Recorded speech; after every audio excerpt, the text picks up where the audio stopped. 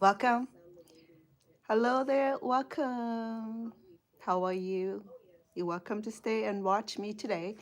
Today I'm going to continue with my crocheting. I started last night. Okay, I did this beautiful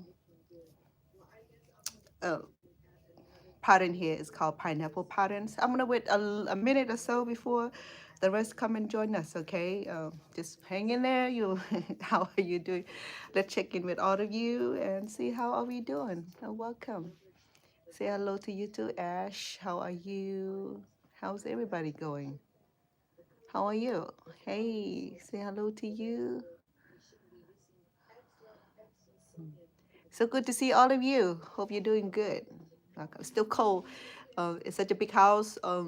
So we heat the area where we need to be heated where we're living at. So it's crazy to run the powers through the whole house because so that's why I'm bundled up. I like to bundle myself up anyway. So it's a lot nicer to bundle up. Let's just say welcome all of you. I'm glad to have all of you. Let me get some pillow to support my back.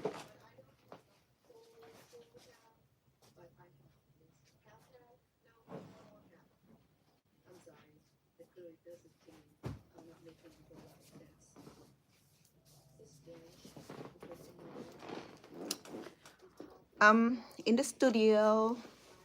This is Studio A. This is where producer, singer, music producer, singer, artist, music writer, recorders, distributors. Uh, this is his main studios. Okay, it's packed with all his recording equipments here. So this is where I get to hang out when he's not around. So this is a big studio. This is a recording studio. Okay, this is where he record most of his song, and another room is called Room B, where he record most of his song. There's a smaller setting. This is the whole big living room here. So you see that before you around. So I have my TV show going on. So this all his equipments here. Okay. So this is a recording studio. So if you ever wanted to get your song recorded or written or arrange or record or distribution, so this is Stone Paxton Music Recording Studio. So I get to hang out here with him when he write his music, record his song, or working with different artists. So this is the main studio. So it's beautiful. So most of his other equipment is in the other room. It's a cozier room. So you see that. Oh yeah, that his drum set over there. See it? So it's fun to get to visit him down here. And I don't come down here as much because most of the time he be working with his partners in the other office. So that's where he's at tonight. So he's a little bit melancholy because his brother passed last night. I mean this morning. So he's mourning with the loss of his brother. So Stone Paxton. He just left to LaSalle Benford, the other partners that he's working with, producing. They're producing track for the music, not the music, the upcoming movie about what's his name? I forgot. King B.B. King, the legendary jazz musicians. He passed away a couple years ago, and LaSalle Benford is the person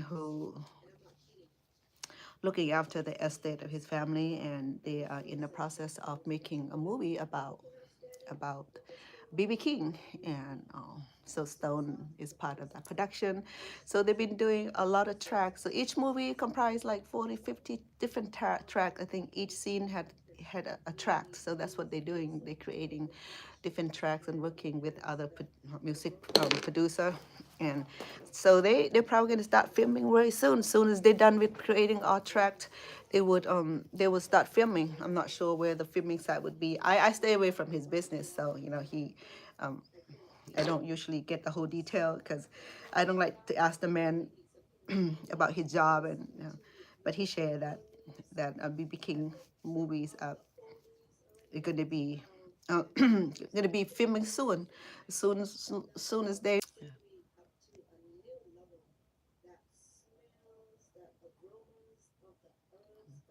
So anyway, that's where things go. So today, what I'm coming back over here. Remember, I did this last night. So this is the same color here, but this is my very own. This is called um, it's a similar, almost like the chains or the lattice, different type of lattice flowers. And you look at individually here. Okay, so this is the lattice flowers.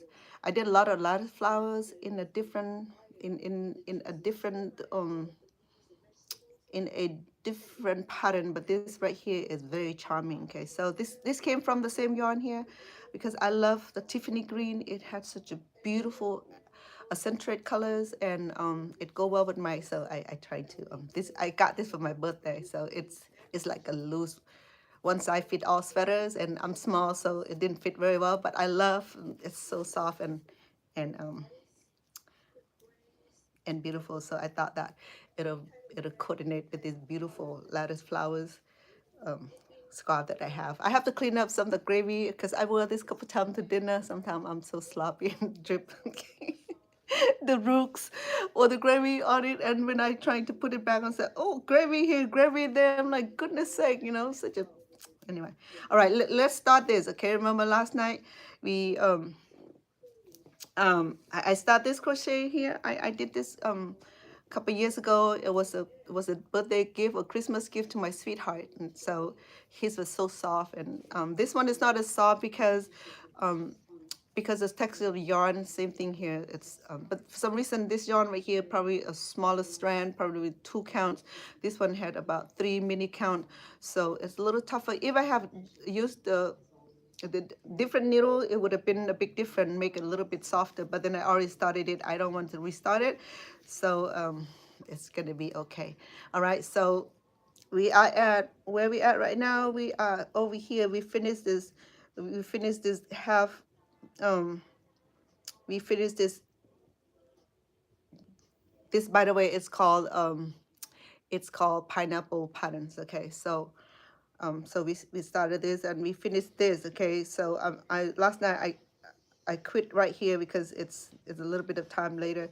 So then today I'm going to show you how to to do this single here. Okay, so we started with the half single here, and then I did the double. I did the two pineapples, and then it went on with one pineapple in the middle, and then once that's done, so the pattern would be like one pineapple, two pineapple, one pineapple, two pineapple, the same pattern. And we have the cable of, this is called the outpost crochet. I talked about that last night. And then this is like rows of cabbage, which is a double crochets. Okay. Okay, let's continue on, right? If you get your needle, you will need one like this. Okay, this is the I have a whole bunch. To be honest, I have the finest one, the biggest one, and this is side D. I love this brand here. They don't carry them. You can order online. Okay, this brand here, it has a beautiful grips and it support the finger if you're gonna do like a long term or a lot of crochet, or you get addicted to crochet like I am. So you would get one of these. So I had a whole set of this. So I had different sizes. So this is the second side that I use all the time here. Okay, so we're gonna go ahead and I'm gonna go ahead and show you how to start this single um the single pineapple here. Okay, to do that, I already did that last night. I finished the two pineapples. So at the tip of it, okay, the tip of it, I have two of the crochet left, the two column left, the two double crochet left. So exactly, that's what it is right there. Okay, so then from now on, I'm gonna go ahead and because I did this so long ago, sometimes I forgot my own patterns because I had a notebook of it, and I moved a few times, and I moved 2 times after that, so I forgot where I left it at. So I'm gonna go ahead and show you how to start the single pineapples. Okay, so I already at the end of the row here. Okay, at the end of the row we are doing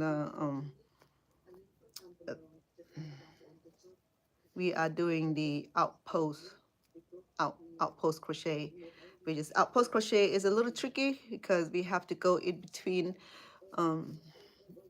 between the posts here. Okay, we grab and then we'll pull, go in there and grab and pull, so it gives this a beautiful outpost crochet here, like that. Okay, like that. And then we have two chain just single crochet, 1 2, and then we have rows of cabbage here, so we're going to go ahead and do that. We have double crochet, 2 double crochet, and then single crochet with it's a chain, and then 2 double crochet. And so we have 4 double crochet in the cabbage row. So this is known as cabbage row. It does look like cabbage a little bit. And then we have double single or the double chain. From here, I think we need same thing. So we cross over to the other cabbage here. So we have 2 chain to cross over here. We'll leave this alone now. We'll leave. We leave this we'll leave this pineapple alone because that's the end of the pineapple. So we start a new row, which is going to be the connected to the next single pineapples. Okay, so it look like that. See here? So exactly like that is where we at right now. We are here, right here. Okay. See it? We cross over like that. There's no more connection save for this 2 chain here. So everything else stay the same. We continue with the cabbage rows, which is double crochet, 1 chain and double crochet in the same plotting. So we have 2 double crochet, we have 2 chain, 1 2. The chain is a single crochet, so we have double crochet, chain, and 2 more double crochet on the same plot. We are growing our spinach or cabbage. Okay, now we cross over because we have 2 of these pineapple. We cross over with 2 chain to connect it. We'll do the double crochet, 2 double crochet to make the cabbage. Okay, we are planting cabbage. So the cabbage row here will continue until the rest of the crochet. Okay, so this is going to be our cable. The cabbage here will be our cable to connect, and it will envelope all of our pineapples. Okay, so you start seeing that the pattern are forming. Same thing that I did on here. Okay, the pattern. This is the pattern that I originally created on this piece of scarf here. This scarf is about 3 years old or 4 years old. I can't remember. I gave that to him a long time ago, and he just started bringing it out to wear. So I said, "Oh, that's that's." I said, "That's a scarf that I need to make, and can I borrow your scarf?" So I just borrowed from him, because I lost my notes, and it is such a beautiful patterns, and by doing this I remember my own if I need to go back and remember what I did. So this would be easy. Sometimes, you know, sometimes we lost a note. Now that I have iPhone and all that, I can like do a note on the phone. It's easier to track it. And I put everything on the phone now. My phone are jammed up. I cannot even upgrade nothing because I have so many videos on there. I need to transfer all the videos into the external drive to clear the space. So I can't even upload videos, nothing. So at the end now, so I have the outpost crochet. I started with, I'm in with that. So I'm gonna do the single crochet, which is 3 chain, 1, 2, 3. That will count as one of the crochet. Now we do the front pose. The front pose will create the this extreme 3D look here, just like it does here with the pineapple here. It had that 3D effect look. So this is the work of the frontal pose or frontal crochet. Okay, frontal crochet is one of those special pattern that not a lot of people know about. But I'm sharing it with you just in case you would like to start your own crochet. And this scarf here costs around $60. Okay, if you would like to order, that's how much it's gonna cost you.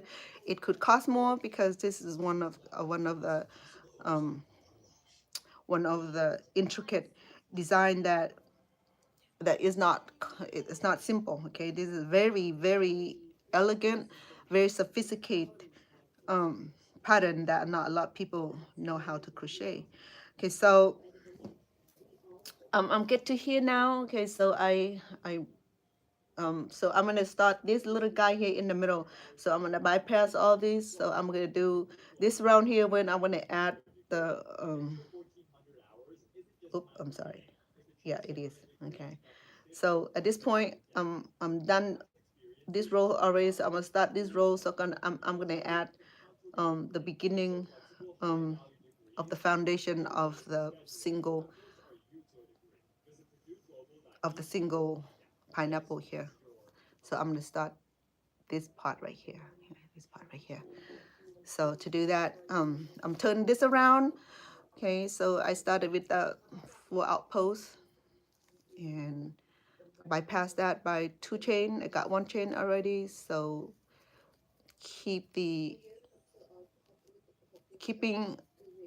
the first cabbage rows, which is the 2 double crochet chain, 2 double crochet on the same spot. I know that the language of crochet is a little bit crazy, not like cooking. So now that I need to create this, I need to create this center right here. Okay, center right here, right here. So this is where I'm at in the middle here. So what I do is that it's I need 2 chain. Okay, so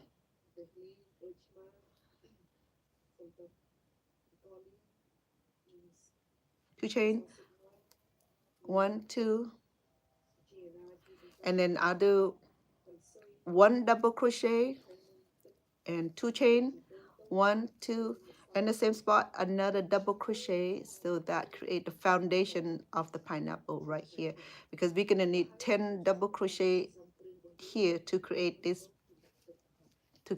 part right here. Okay, that's 10 crochet double crochet there. Yeah. Okay, so now that I have the foundation of the single pineapple 2 chain, go ahead and continue with our what do you call it, the cabbage rolls. Okay, it's the 2 double crochet chain, 2 double crochet on the same slot. So we are planting this cabbage on the same plot. Now 2 chain cross over, we skip this part. We're gonna go to the next cabbage rolls, which is the 2 double crochet chain, 2 double crochet in the same spot. I know you'll be hearing all that. My lip gonna be dry, my throat gonna be dry soon. And then now come to this end here. Okay, this end here. This is where we do the outpost crochet, which is go in between this guy here. Okay, here, pull it up and do the double crochet. We have 4 of them, so we have 4 posts. We do the outpost crochet, which is a beautiful, um,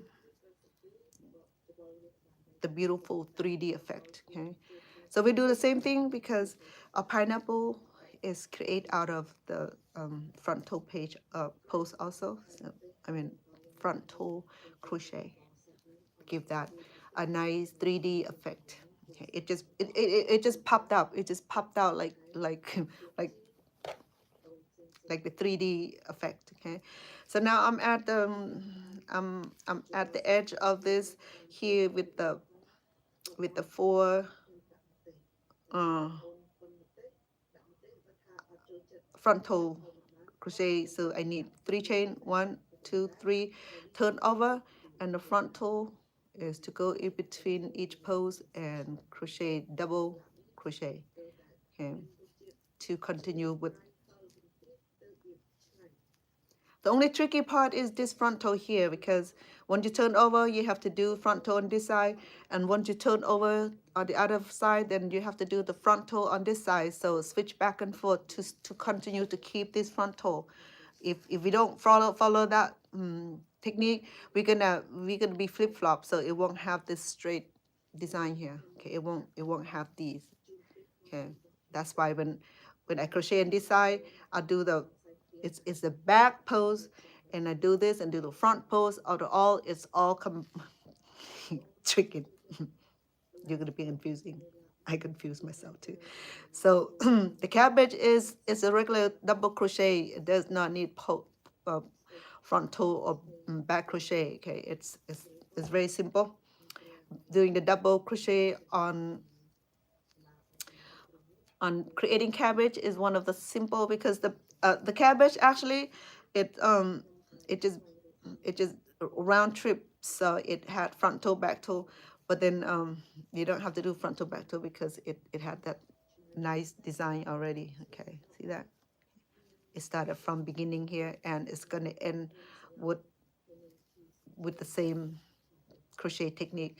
Okay, now we skip this guy with the 2 chain. Okay, we just gonna create this little 2 cables. So with that we have 2 rows of cabbage on this on this level. Okay, so we're gonna have this free cable here. Okay, it's gonna have this um it's gonna have a double rows of cabbage here. But if we do double pineapple, we do single cable of cabbage. You see it? So when we move up to the um, single pineapple in the middle, we have both cable of cabbage together. See, they string together in that unique. So this pattern is one of those patterns that it's sophisticated, but once you get a hang of it, it's just a loving pattern that you just love share, like this one right here. That's what we're going to do next. Okay, I'll show you how to do this too.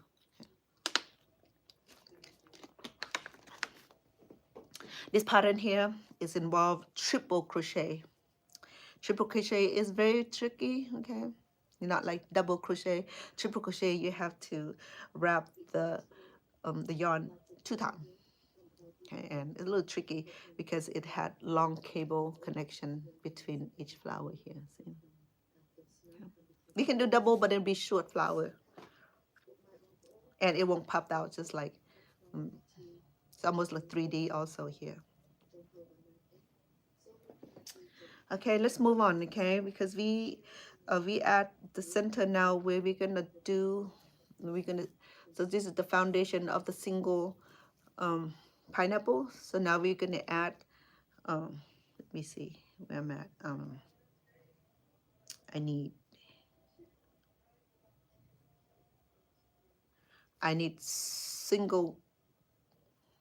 one single crochet. So now we're going to do 10 double crochet in this spot here. Okay, 1 2 3 4 5 6 7, 8, 9. Okay, we have it. 10. So to make sure, sometimes I goof off. 1, 2, 3, 4, 5, 6, 10. So that's the foundation of our pineapple. Okay, it started to fan out. So we come back around, we're gonna do the frontal, 10 frontal. We'll start with the creation of the cover, this 10 post here, okay, with the frontal crochet. Give me a minute. When we come around, we'll show you how. So with this, I need single because we increased his by 10, so we only need one chain here. That's the only change in this row. So we're gonna do our cabbage with the double crochet chain and 2 more double crochet. So there'll be 4 altogether, and break in half with the single chain, because we have to create this little gap so we can create this beautiful design here. So go ahead and do 2 chain, 2, and then another cabbage. Remember, we double the cabbage rolls. If we only do 1 cabbage roll, this will shrink. It won't work very well, because how this pattern work together is, it's just one of those sophisticated engineering, just like the construction engineer build a house. They know how to do certain parts, certain rooms, certain beams to hold the building together. So exactly, this will be the beam in the construction. Okay, everything that we do, we support it by certain materials, certain materials. Okay, so in here, so we have all these row here that support each other, connect each other with chains. So in the crochet and knitting, I'll show you how to do knitting, basic knitting. I don't do a lot of complicated design, but I love crochet more than knitting. The knitting will require 2 long needles, okay, and it's fun to make scarf like this. I have not knit for years, but I still remember the basic knitting. We can do that next time when I come around, when I'm done doing these, and then we can come together and congregate doing the knitting. If you would like to do, go ahead and go get yourself some yarns and some crochet knitting, or not crochet, knitting needles, because people said, oh, are you knitting? So, you see, people still don't understand the difference between the knitting or crocheting. This needle for crocheting, which I'm doing right here. And what's the difference between the knitting? The knitting requires those long, slim. It can be that long, it can be that long, it can be that long, it can be that big, this big, it can be that big, it can be that big, that big, that big, that big. So it's same thing for the hook, for the crochet. It's come in different sizes, okay, and different shape also. I like this shape because it support the hand. So if you're gonna do long-term crocheting, then this right here, it used to be at the art and craft store, but then they're no longer available. When they came out, I grabbed it, and then when I go back, try to get some more, they stopped carrying them. So you have to go online, order this. So you have to look for, you have to shop for it. I don't even know the brand of it, but I love it. Okay, I have about a few of these. Hello, Bong. Said hi to you too. Johnny William said hello to you too. Welcome, all of you. TikTok, lots of love. I see just a few heart. Okay, you can afford to send heart. Okay, just that. Yeah, stay to enjoy your evening, because it's Saturday evening. We can afford to enjoy. Come on here and enjoy. So I'm doing. Go back to our crochet. I'm doing front toe. I have 4 front toe posts here. Front toe is to go between this little guy here. Go on the back of it. Grab and crochet. Go behind it. Grab and crochet, and create this beautiful front toe. This is called front toe. Um, Patterns. Okay, front toe patterns will create a beautiful popped up like it does here. See that? It popped up. Okay, it popped up nicely. I love that. So we have 3 chain, 1, 2, 3, to create the first post. And then now we do front toe. Okay, front toe. Like I said, front toe is tricky, so I have to go behind it, front of it, to create this unique patterns. Okay, so there you go. because I'm using a smaller needle than I supposed to, so it's not as soft, but I'm not about to go and try to rebuild this thing. Okay, if I change the needle size, it would change the textures, it would change um, the size also. So I'm gonna keep it. Okay.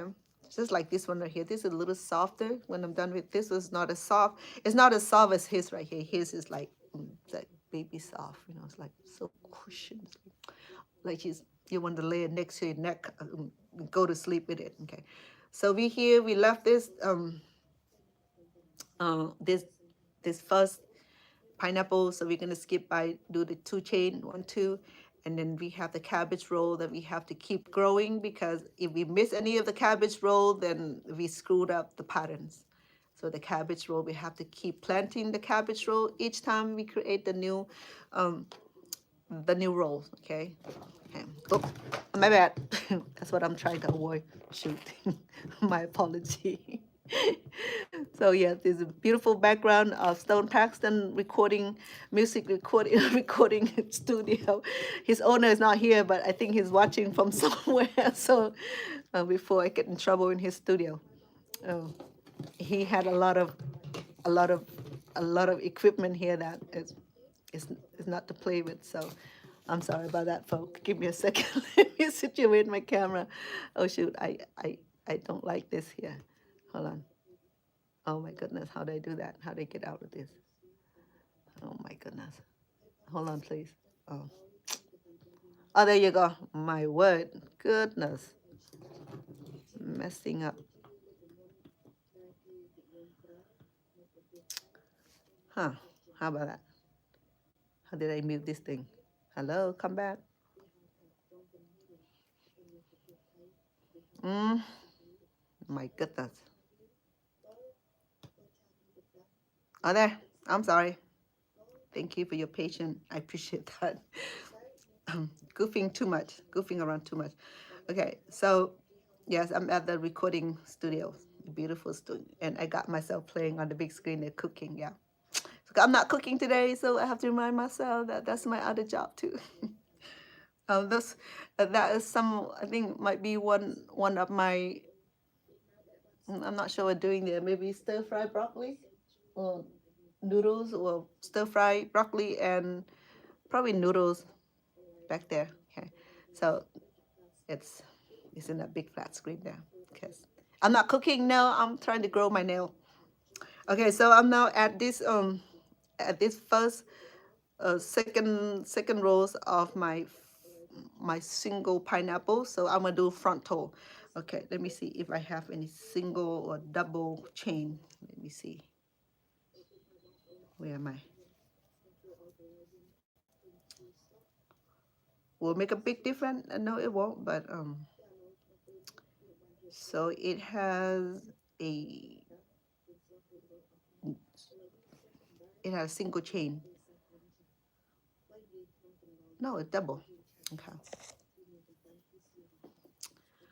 1, 2. So we go ahead and do front toe. The front toe all on the 10 posts. We have 10 posts for the beginning of the pineapple. Okay, let me show you. Once it's done, the front toe post is so beautiful. It creates that 3D effect. On any crochet pattern, when you do the front toe crochet, it'll give a 3D popped up. It's so pretty. It's charming. It's beautiful. And it's tricky way to do that. Okay, so we do front toes, go in between, and crochet. And let me show you. So I still have the 10 pose, okay, 10 double crochet, which I create the popped up pattern with the front toe crochet. So it give a beautiful look like that, just like the family here.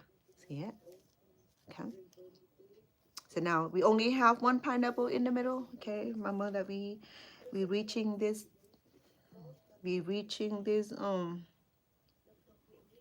this level right here, where we at right here. Okay, see that beautiful single? We have double cabbage rolls. Okay, bordered with double cabbage rolls and the cable here. That would be the fence. Would be the fence to the garden of cabbage and pineapple. We have two kind of vegetable there, the cabbage and the pineapple. Okay. Okay, YouTube. No strike on the commercial. Okay. I don't own any copyright. One, two. We go back to the row of the cabbage rolls, which are the two double crochet. Break between it with a single crochet, which is the chain. We call it chain or single crochet. And then we have double crochet to go across to the other side of the cabbage roll with the two double crochet. Break away with one single crochet, which is the chain, and two double crochet. I know my throat's getting dry. I need to stop doing that. Now we're gonna cross over to the cable with the frontal, which is this guy here. So we're gonna go in between it, crochet with double crochet, and there are four of them. You can do 3, you can do 2, you can do 5, you can do 6, you can do as many. Frontal is the gate, okay, which is the outmost uh, border of this beautiful crochet here. So it's we end with the 4 frontal crochet. We're gonna start a new row with 3 single crochet all chain. We're gonna go ahead and do the frontal crochet, which is a double crochet. Okay, the frontal is easy. Go in between, pull and crochet. It creates these beautiful columns here. Okay, a 3D popped up columns like that.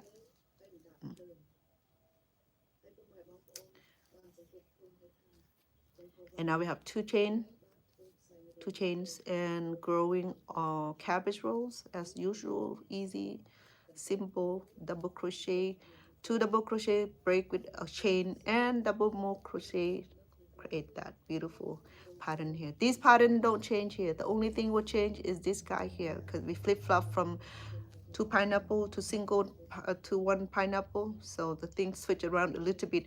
And the tricky is this frontal crochet here. We do frontal front, frontal back. That's kind of complicated. If you crochet, you know what I'm talking about. A lot of people don't know to do the frontal or back crochet, because this is something that they have to understand what the frontal um, pattern supposed to create. So now I'm at this I'm at a pineapple. We're gonna reduce it to 8. To do that, I think I showed you guys that yesterday, but let me do that again. So go ahead and do 2 half double crochet. Let me show you how. So the front toe is to grab on the back of it and do half double. Okay, do not pull through. We'll leave it like that. We grab another columns and do the half crochet. Now that you have these two, we combine it by pull all the way through. So now those 2 posts become 1 like that. So it reduced to 8. That's what we need to do. We create this effect here. Okay, we create this reduction to have this beautiful pineapple look here. So we reduce each time, each row we come across, okay, until we reach the end. So now we gonna do regular frontal and leave 2 at the end here, because we're gonna combine these 2 here, which is the 2 half double crochet. I know the language of crochet is a little bit tricky. Sometimes it's hard to understand unless you know how to crochet really well and you know the language of crocheting business. Okay, so I'm doing the 2 half crochet, double half crochet. So now I have both combined. I'm gonna conjoin it. So now I have 8. 1, 2, 3, 4, 5, and got 3 more here. So it's 8. Okay, double crochet. Double chain, growing cabbage rolls, break with a single chain and 2 more double crochet to create a full grown looking cabbage. So now we need 2 more chain, 1, 2, and another cabbage roll, 2 double crochet, break with a single chain, pull, two more double crochet to combine. We have four altogether of double crochet. And now we have two chain, one, two.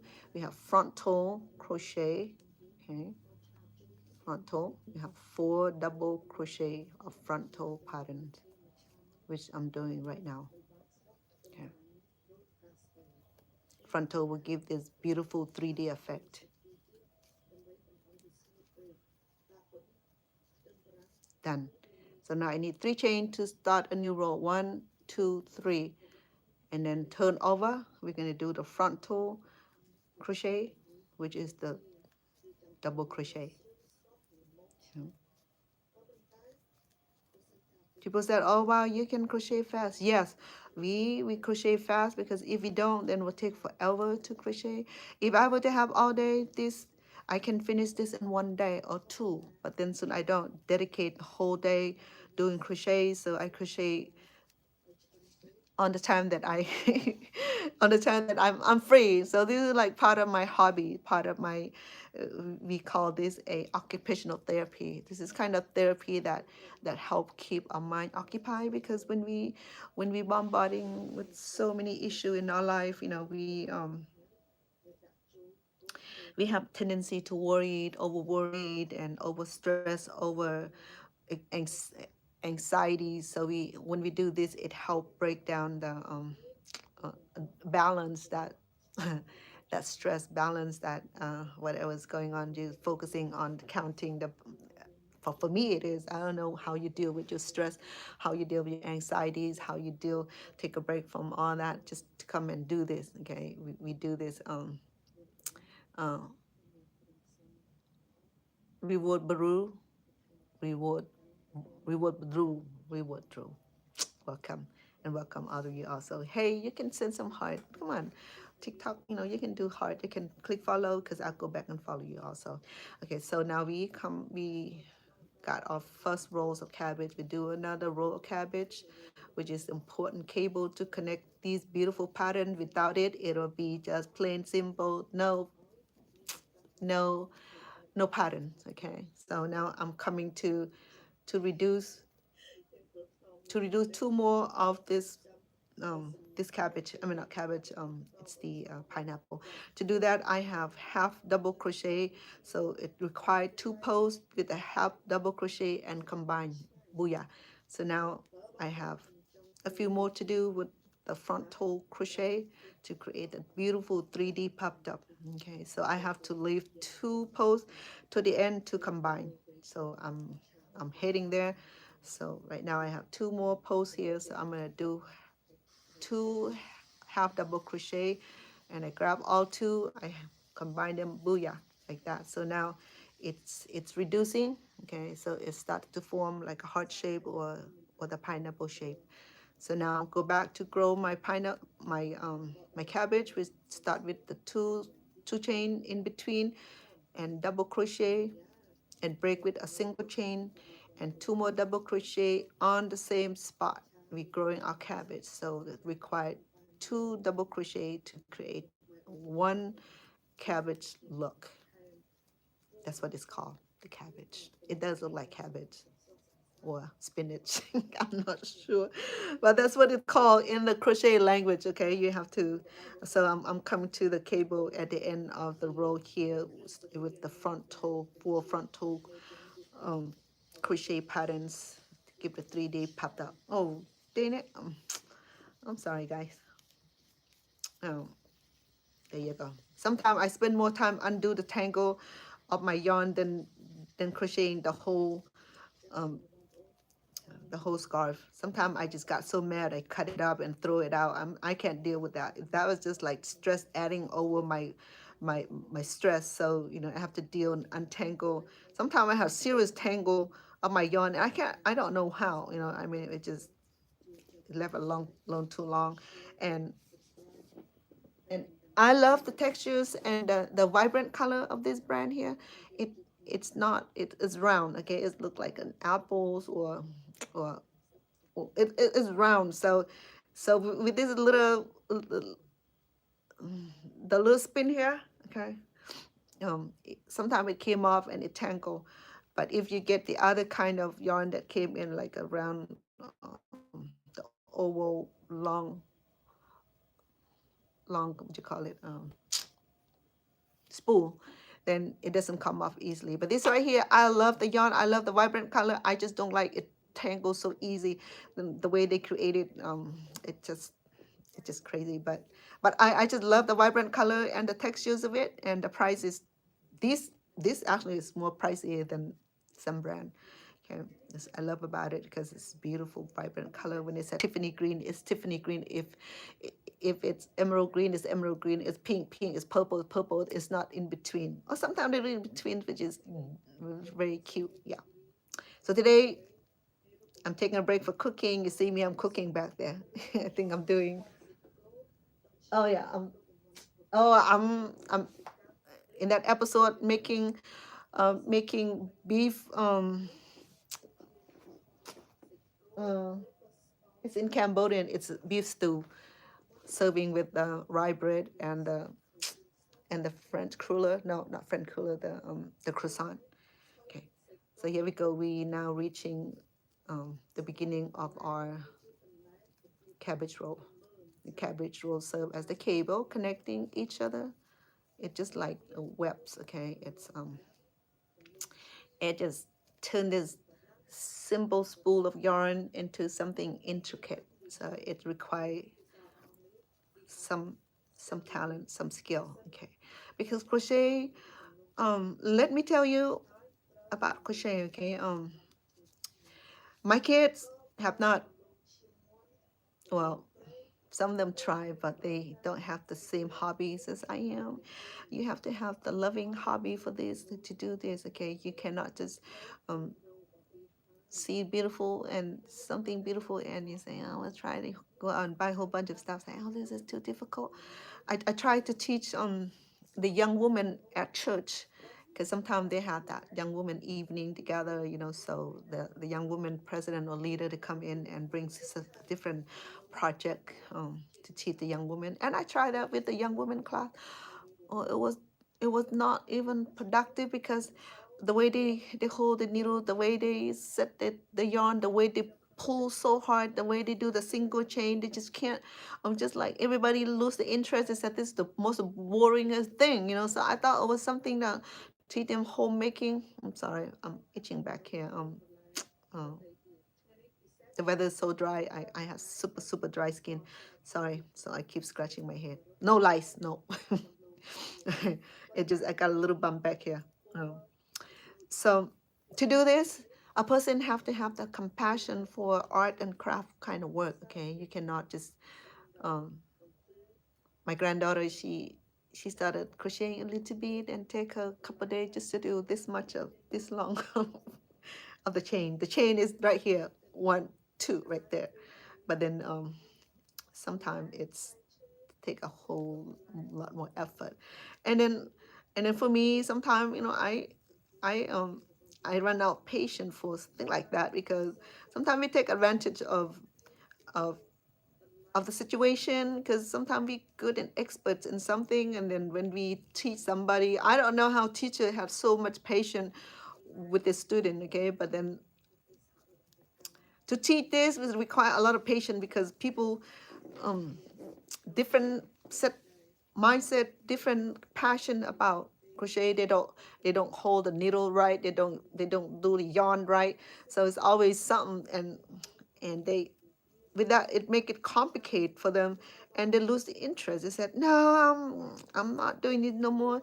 So then when my family start doing crochet, they went out and bought a lot of needles. So now that they don't want to do crochet anymore, so I end up owning a lot of needles. I have like, I'm not gonna brag, okay? I might have like 60, 70, even more of the crochet needles. I have the fine needles for the thread. They do the kind of needles that we need to do the French laces.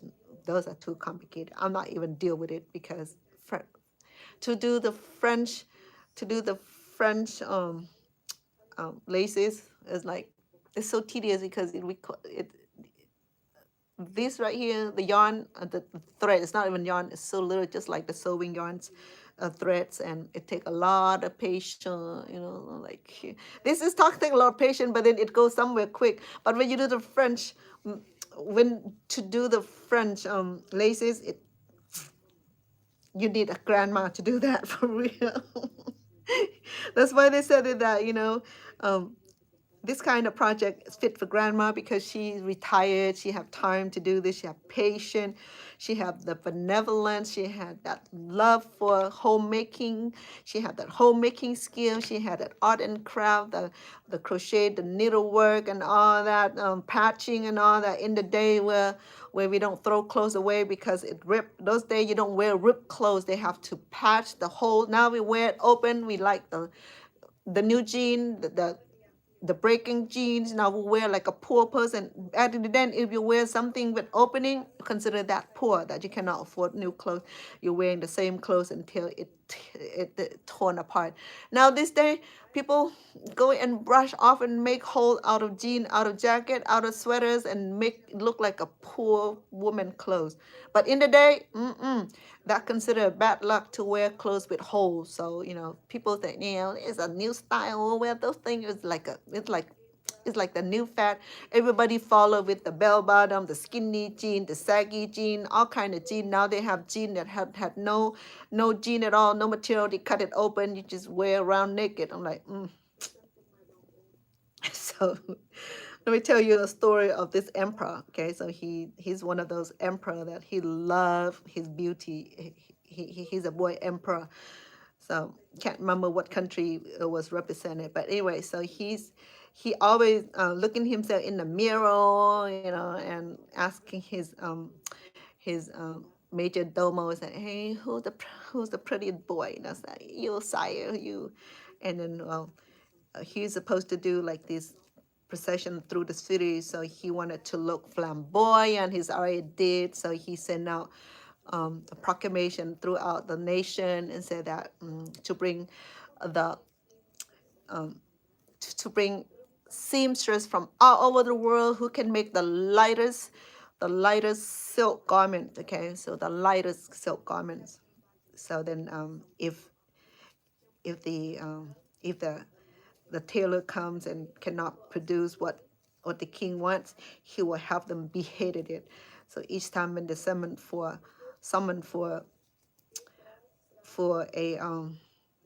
a tailor, you know, tailor would hide, because if they don't produce the right kind of clothing that the king wants, they get beheaded. In the day where the kings like have powers, if he want to kill somebody, he can just order beheaded, and they're beheaded or hung upside down or whatever it is. So, I mean, in the like, uh, I'm not gonna say which era it is. You probably can read in the history where in Thailand they beheaded prisoner or someone who found guilty of committing crimes.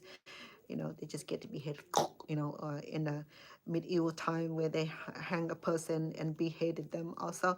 So then this smart tailor, he was a poor tailor, and he was summoned to the palace to create the king the most light silk outfit. Okay, so this guy got smart at how he's going to create the most lightest outfit for the king, you know, to preserve his life. So this seamstress, he seems that he was smart. So then he came to the palace. He talked to the king. The king want this one, that, like this, like that, this, so the guy, you know, he did the measurement, and then he said that he brought in the see-through garment, the material for the king. The king said, "Where? I can't see it." "No, sire, this is like the glass see-through material, sire. You cannot touch it, okay, because this is so light.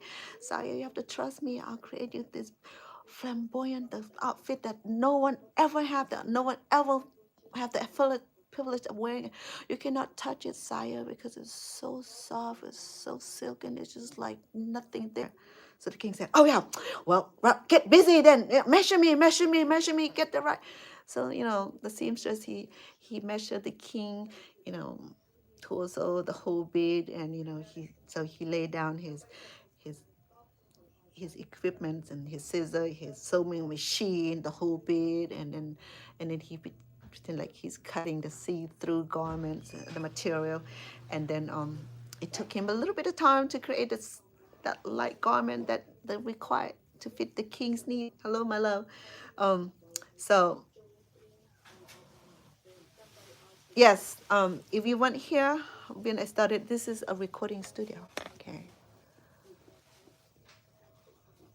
it's a recording studio, belong to Stone Paxton, a singer, songwriter, recorders, and producer.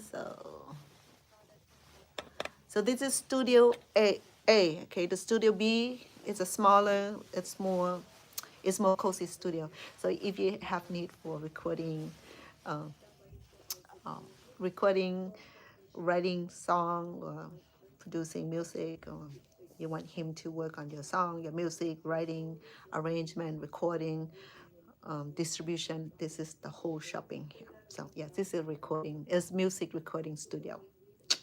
I have the privilege of borrowing it because his owner is not here today. He's working with Vasal Benford. I was telling earlier that he and Vasal Benford and a whole bunch of expertise are creating about 40, 50 of soundtrack for the movie that they're gonna be doing on BB King. If you know who BB King is, he's the jazz legendary who passed away a few years ago.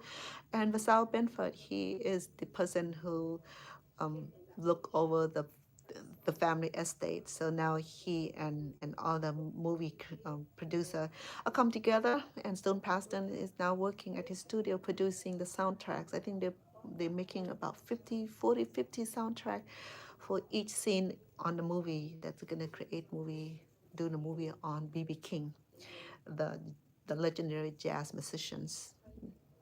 You can search on him. He's one of those original um, jazz musician, and he passed away. And his family, his children live here in Las Vegas, and Basel Benford, and his companies and his partners are in the process of making a movie about BB King. Okay? I don't know when it's gonna. They've been working on the soundtrack for the last couple months, and they work late. Sometimes they work up until 6, 5 in the morning. Sometimes until they pass out on the couch or at the studio. I haven't been to I haven't been to that studio. I'm sure that it's lovely, but this studio here is packed with all the recording equipment, the sound that will make a beautiful track, beautiful music, beautiful song. And he has another break room, not break room, another smaller studio called B Room, which it's a smaller recording studio on the other side. And that room is a little more tidy, and it's smaller space. So if I go in there, I have to be careful because I'll trip over the equipment he has, the microphone, the light, and all that, and MPC and all that. So sometimes I'm scared to go in there because I'm prone to accident. I trip and fall and bump thing over. So but here he allowed me to come in here because he loved to expose me to all of these here. He said one day I will become the next music producer. So that's what he had. That's what he had envisioned in me. I'm just like, but he had someone that he uh, that that he taught how to produce, which is the Cambodian Mystique, and she's one of those um, instrumental producer. She had hundreds of her a single instrumental that she produced, that she's an expert. She did pretty good. It's called Cambodian Mystique. If you check on her, she is Stone Paxton young version of him. He taught her the last 10 years. She did really good, and he envisioned that I would be able to have that kind of capacity. I cook, I clean, I sew. I don't sing. Well, I don't know.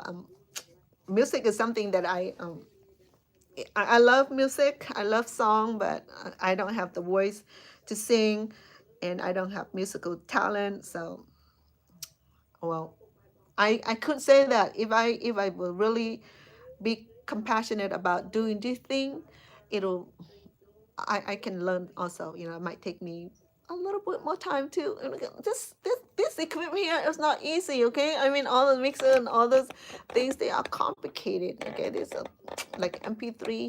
He had a little one. He had a few of those. He take with him. There's one that he can take it with him on the trip to another studio without having to take all of these equipments here. The MP3 that came in like a compact, complete of the sound making, all the music, the track making. So he just have the one baby thing in the cab, in the in his suitcase, and he just carry with him. So where he go, he can sit at a cafe and produce his, and he can just make his music from there. You know, sometimes we just go to a Starbucks, sitting down and like to next to the window with the sun coming through, and he, you know, he just produces his track from there. So now all of these all these keyboards are his collections. You know, he through the years, his I don't even know what those things called. Okay, that's how ignorant I am. So he had a whole bunch of those, and these are the different model of sound making, the keyboard, and he had a whole bunch of. Oh yeah, this is his drum sets over here. He started drum set, and he had a lot of guitars over there. He has one of the private possessions that BB King, one of his monogram BB King guitars, only two in the world. So one is at BB King Estate, and one was given to Stone Paxton. So that's his prized possession. Had it has BB King monograms, and it's really really nice. So yeah, so he had a beautiful piano over there, the grand pianos over there, grand pianos, and his studio had all kind of plaques. He had millions more to come, but he had a lot of them in this in the that he hasn't even bring out. He liked his wall white, so he didn't want to like make it busy. But he has a lot of plaques over time. So yeah, so back there is where he the big screen there where he load up his Studio One, where all those the the the mixing over there. So I don't understand the whole bit yet, so I might not say it right. So he beats, what are you talking about? You don't know what you were saying. Absolutely true. I don't know what I'm saying. My apology. Okay, so I'm coming through here. Okay, I finished the first single pineapple. Okay, so now we're gonna start a new rolls. I'm gonna do one more rolls to start this double pineapple. So they come. The the single pineapple is completed at that roll. So I'm just start a new rolls here, okay, which is I'm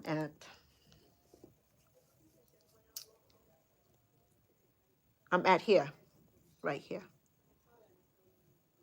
right here. I'm just making this roll right here because I'm already done with this roll already, right there. I'm on this roll right here, okay. So yeah, just talking about the recording studio is complicated. That's me back there on my cooking show. I get to see myself on the big screen. Sometimes I get tired of seeing myself, hearing myself, you know, especially when I'm doing the editing uh, for the pre-recording. I used to do pre-recording. Yes, it's me playing the background, Chef Anna in. I'm making, I think, one of the Cambodian dish. I think stir fry something. I didn't even listen. Yes, so I do play, see myself and see how it look on the big screen. Um, it helped motivate me. Sometimes it helped me see myself in a different dimensional. You know, sometimes I feel like giving up because YouTube had its own shenanigan, and sometimes I feel like I'm not good enough. I'm not, you know, I'm not high quality enough, that I need to do more. But then I remind myself, you know, so this is the pre-recording video that that I that I recorded myself on the iPhone camera, and then I used a sophisticated editing program which Stone Paxton taught me so far doing the editing program. So uploading on the video onto the sophisticated editing program, which can do the movie editing program, video editing program, any type of editing. I learned that. He taught me that. So thank you, Stone Paxton. So much love and respect for the man, because he's the person that inspired me. So when I first met, he asked me, what are your dreams? I'm in my 60s. I said, what are my dreams? I want to retire, and then I wanted I love cooking. I want to have my own cooking channel. I love crochet. I want to do crochet sometimes. I love travel. I want to travel sometimes. I said, oh, let's make it happen. Well, I want to write a book. Well, let's make it happen.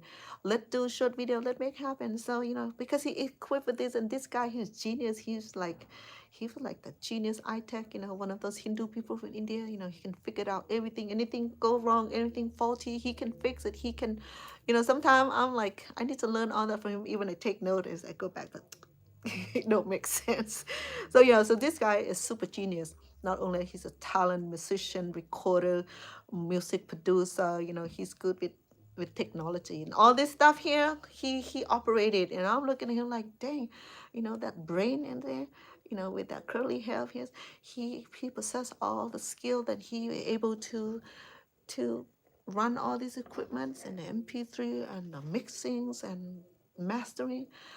It taken it's been like 40 something years, I think 43 years in the making. So the guy graduated from the next level. Of course, he possessed certain musical uh, talents and degree. So for me, I don't have experience in making music, so I'm right here sitting right here and trying to explain to you. You don't understand, I don't understand it either. I'm sorry about that. Okay. Yes, I do Cambodian dish. Okay, this one right here is the fat noodles, which is the Vietnamese. Or Thai call it pat si ew, which is si ew is the soy sauce. Pat is stir fry, and there's a fat noodles. It's the full sheet noodles, so it's called pat si ew, which is the stir fry. Um, it's called stir fry soy sauce noodles. It's simple, it's delicious too. I think that's some of my earlier cooking channel that I did the editing that looked good. That's from one of the sophisticated editing programs. So I did all that little trick, little um, what they call it, a little.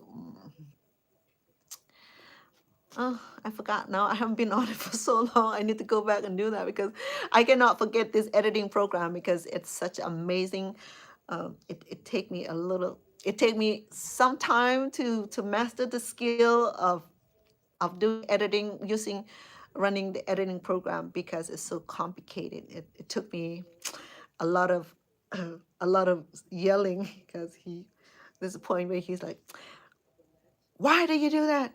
And then and then when I wanted to like not stop bothering him, he purchased the program for me and he showed me how to do it. So I went to spend the next a few months to figure it out on my own to go through all the little detail, a little what you call it, the ads on the little effects and all that. So so I mistakenly deleted so many times. I said, "Can you zip it and send it to me again, please, the program?" And he's like, so then, so I make some mistake on that. Finally, I grasp it. I I learned.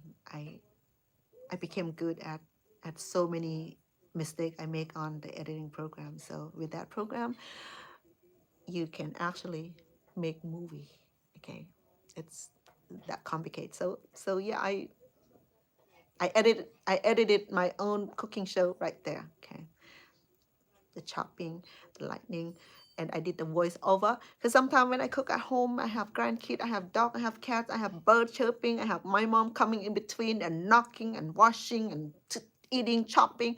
So so I have to do the voiceover. Voiceover is like clear cut of narrations of my show. That take a long time to do that too. First you have to upload, you have to edit it and like at the right moment, at the right scene, how much scene I need, how long, how fast, how slow, and add the voiceover. And I do this description too. I do description in Thai, Cambodian, and Laos, and in English also. So I stopped doing the multiple language because it take a lot of time, it take a lot of energy, and to do the other foreign font is taking a lot of time too. Even the fonts I am because the typing board is different. To convert it into the foreign language is not easy, and then the Google translation is not always accurate. So you have to be proficient in doing the Google translation in order to make correction from the Google translation, because Google translation is not 100% uh, accuracy. Okay, it can be 60, 50%, and it does not deal with complicated language such as the language that the least favorable, like Cambodian. Google now are more acquainted with the Cambodian script and translate it, but still they don't do correctly. So to do Google translation, sometimes people trying to be smart send me Google translation. It don't make sense. Just send me English. It's fine. I speak English enough to understand what you send me in Cambodian script. I am. I just turned 63. My birthday was just last week. Yes, I thank you. I feel wonderful. I feel the most beautiful time of my life. Okay, when I was teenager, I was in a refugee camp, so I was scrawny. I was like, I look like I'm a broken spirit, where I just escaped Cambodia, and there was not food, there was nothing to bring with, and we just left the war and free from the killing. Was in a refugee camp for 4 or 5 years, and that alone, it was just like, it was not the best looking time in my life. The time where I was reaching my puberty, I wasn't reaching it because it's not enough nutritional going into the body to nurture me. So I was 17-year-old looking like I'm 10. That's how bad it was. And I wasn't reaching my teenage. I was still a child, that like a malnourished child in a refugee camp. Until I came to America, I was 17 when I started picking up some good food, and I started to grow. I'm stunned. I'm the shortest one in my family. I'm only 5'2". The rest of my family are higher. I'm the shortest one in the family because I grew up in the camp without proper nutritional need for my body. When I first came here, I was 17. I was still looking like I'm a preteen. And yes, so yeah, so I just turned 63. I feel wonderful. I feel beautiful. I feel like I'm a grandma, and my first set of grand twins just turned 18 on Christmas Eve, so they're going to be graduating. So I have 7 grandchildren. I'm a grandmother. I work in the community for 30, 40 something years, serving the community, utilizing the language that I am blessed with. So I started this cooking show. Actually, this year is my 3rd year on YouTube. I've been on TikTok. I never done anything on TikTok for a while. I've been on TikTok for about 2 years, and I never done anything. So I started to come on here, doing live show and meet different people, meet some wonderful people, meet some wonderful people from the community that give me hug, the love, the heart, and follow me, and I follow back. I do that. Okay, I follow back, and on YouTube, I started to do the collaborative work. So the YouTube allow the content creator to upload the other people videos. It's called collaborative videos. So with that, I'm able to like upload some of the high profile chef people who had more followers than I am. I started it because I have not had like a blow up uh, channels or content. My content consider, people said, oh, you talk too slow, or you're not talking to us. Always something that people don't like in me doing. They want something bizarre cooking. They want to see me cooking snake. They want to see me killing the elephant or something. I'm sorry, elephant. Don't do that. I'm sorry. Cooking exotic food. So there's no exotic food here in America. I can't fish, I can't hunt, so I don't have those bizarre food. Okay, so I cook normal food, which is some of the things that I want to do to create the legacy for the community, for the young people, especially the Cambodian audience, the Thai, the Lao, the Vietnamese, to learn what it's like to cook food that our family was brought up on. That's what I do. But I'm multitask. I cook American food. I cook um, Mexican food, Chinese food. I have not tried Korean. I make kimchi. It was not the best, but I did, and I did some California rolls, and spicy rolls, the Japanese food, and I can make enchilada, burritos, and um, uh, and yeah, a few recipe, and American food, of course. I mean, some of the stuff that I grew up on here because I spent what 45, 46 years here in America. So I'm in my mid 60. I just turned 63. So a proud, loving grandma, and I'm proud of the fact that I have lived this long to see myself following my dreams. And so I'm just do different thing. I never thought about coming on here and start doing my YouTube channel. I mean, now that he helped me create this dream come true. Though I'm not monetizing yet. I do monetizing now through TikTok. Not a whole lot, but you know what?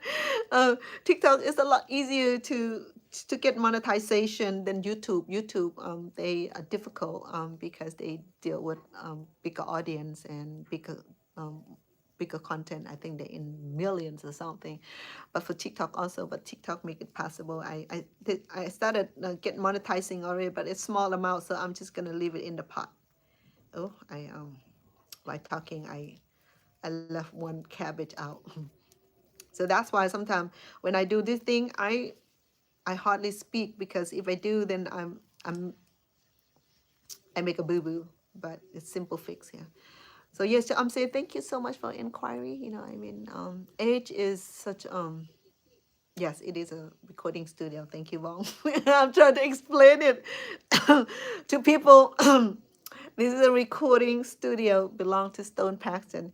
The man himself is my it's my moderator. He's on watching it. He's gonna make fun of me for trying to explain his recording to the studio to you guys, which is I show the pen uh, the the pen what you call it, those long videos of it. Okay, so the man itself, he's right there up tone Stone Paxton. Sometimes he shake his head. As much as the man trying to teach me how to produce, I'm like, ding, ding, ding, ding, ding. So, oh, that's pretty good. Oh, you got a track now. Oh my God, ding, ding, ding. There you go. Put that on my shirt. Producing ding, ding, ding. Yes, it's lovely. Ding, ding. Is that one of the ding, the ding, the ding, the ding, the ding, the ding, the ding, the ding. You add drum, you add on saxophone, and you add the rest of the guitar and the keyboard and all that. It becomes like. Yeah, he probably gonna laugh at me right now too, because uh, the man himself, he's such a genius. He's a musical genius. He run all this equipment. Sometimes I ask him, "Are you sure? Well, you know how to run all these machines?" Girl, I've been doing this for 40 something years. Stop asking me those unpredictable questions.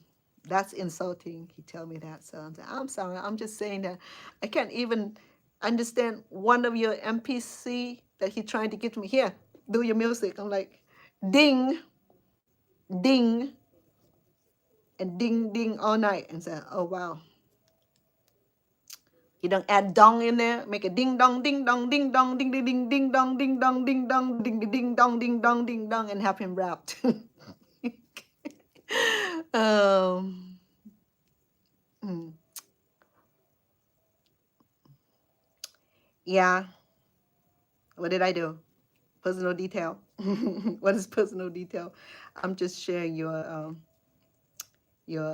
studio. No, I don't. I have not bring out my musical talents yet. Maybe one day when I'm ready to learn how to produce. One day, I'm not saying soon or later, I say one day. Okay. Over the rainbow. All right. Oh, hold on. I think I skipped. So I supposed to start a new row of the single crochet. I mean the double of the these two guy here. Okay. So the double pineapples. Okay. So see, when I talk too much, I forgot. Okay, so I'm gonna do that. So I have two chain. So I'm gonna do the one single crochet, no double crochet, one double crochet and two chain, and one more double crochet. We're gonna start the foundation of the next two guy here. Okay. The next two guy here. Okay. Oh, oh yeah, the YouTubes. Yeah, YouTube are wonderful. It's one of those things that we have to gain your own experience. I can't tell you much because I don't know much actually. I just I just learn as I go. It's a personal growth. Okay, so if you want to become YouTube creators, then you have to do a lot of researching, do a lot of reading, do a lot of researching how to start it. If you need help, um, Stone Paxton is willing to be at your coach with minimal price. And YouTube gonna be the next thing that everybody gonna tune in, and that is the truth because everything you've seen so far is on YouTube. It's gonna be the next generations of classroom. Okay, because right now it is an open classroom, teaching everything you can find on YouTube.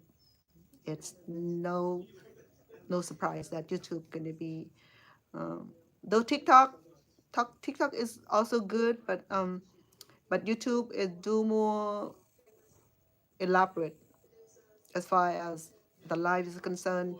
we- it's a lot more detailed. Okay. Oh, I think that's the man himself eating the food. So I'm just doing the second pineapples. Okay, so we have pineapple on both sides. So now we're gonna separate these this cabbage roll here. So this is where the cabbage roll will divide or be separated. It's gonna be boarding the pineapples that we're adding. We have two on each side. We have one on each side, so there are two of them. So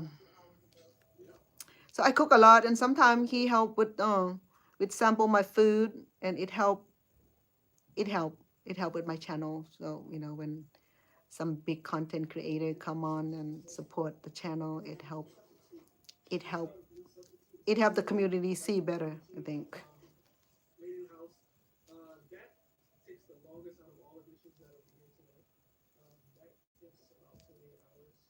Oh, I think that's dealing with Chef AK. uh, he came on one day to cook. That's Stone Paxton personal chef, so he come out here often to cook food for him at home. So what he did there, he created like all you can eat uh, style, and he cooked good. His food was excellent. Um, I haven't seen him for a while now. I think he's busy with his family. I think he with his kids started school. You see all that little effect right there. It's so much fun to do that. Look at that. That's a fact I play around with. Sometimes I put too much on there, and people say, "Oh, you make me dizzy with all that little effect." Sometimes I'm got carried away, so I add all kind of effect on there, and sometimes people don't like that. It's like you have too much effect on there, so I have to cut it down. Sometimes I have to take the criticism to to learn from the experience. I mean, sometimes people don't like what we were doing, so we have to.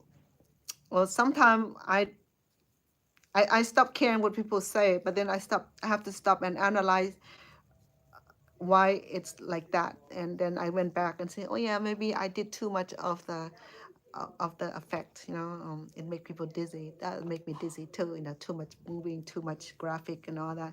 So what that is like come from the sophisticated editing program. So it's not easy, but once it's learned, it can do so much, making the video or the movie look so real, so professional. Well, mine is not a professional because I'm still learning. There's so many features that I have not understood how to do it yet. So I just do what I understood. Whatever I don't understood, I have not even tried it because I forgot. Sometimes I'm scared that if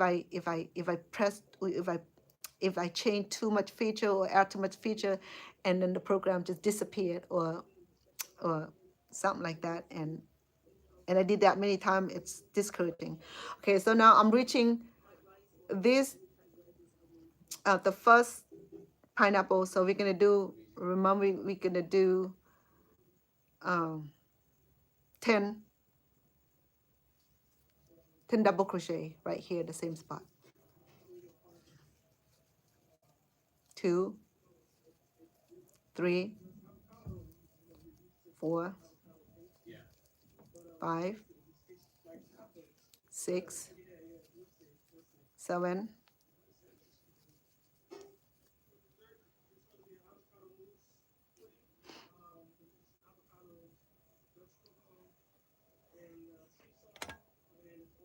You're right, or am I right? That right? Like that. I know sometimes when I'm so busy talking, I don't even know where my camera headed. So when I look back, it's like, well, there's only half of me. So, duh, girl. So I need 2 more to make 10 double crochet. Mm. So the the crochet can be addicted. Okay, the reason it is because when I do these, I wanted to get it done. In order to get it done, I have to spend hours, sometimes day doing this. If I don't have enough time at daytime, I like to do that at the nighttime. Sometimes I crochet until I fall asleep, and then when I wake up in the morning, this guy right here, like, all tangled up. Mm. And and they have a name for that. They call it crochet addictions, because it fit with the personality. Though when you crochet too much, you become addicted to it. But it's not a bad addiction, though. Addicted to crochet, it just means that you crochet all the time and that you don't do anything else but crocheting. You don't. Well, for me, I pause in between to eat and cook. um, and sometimes I would just be lazy to cook and then just order pizza so I can crochet more. But I don't do that kind of work anymore. I used to do serious crocheting when years ago. My adopted child, she teach Cambodian folklore dance, or the classical dance, and she had recruited her own troupe, the own group to do the dancing. And there's about 15, 20 of the people who she was teaching. So with this Cambodian traditional classical dance, it required a beautiful attire. Okay, it need like a beautiful attire. It need like those classical looking, the silk, the intricate, the gold tone jewelries and all that. And she didn't have the money to purchase it, and she have to travel to Cambodia to buy those things. So in order to do that, I started do crocheting project and sell it to make some money to support her dancing troupe. So I've been doing so much crocheting with like 100 orders, and raising thousand in dollars, and she's able to work out some grant and travel to Cambodia and purchase those classical dance.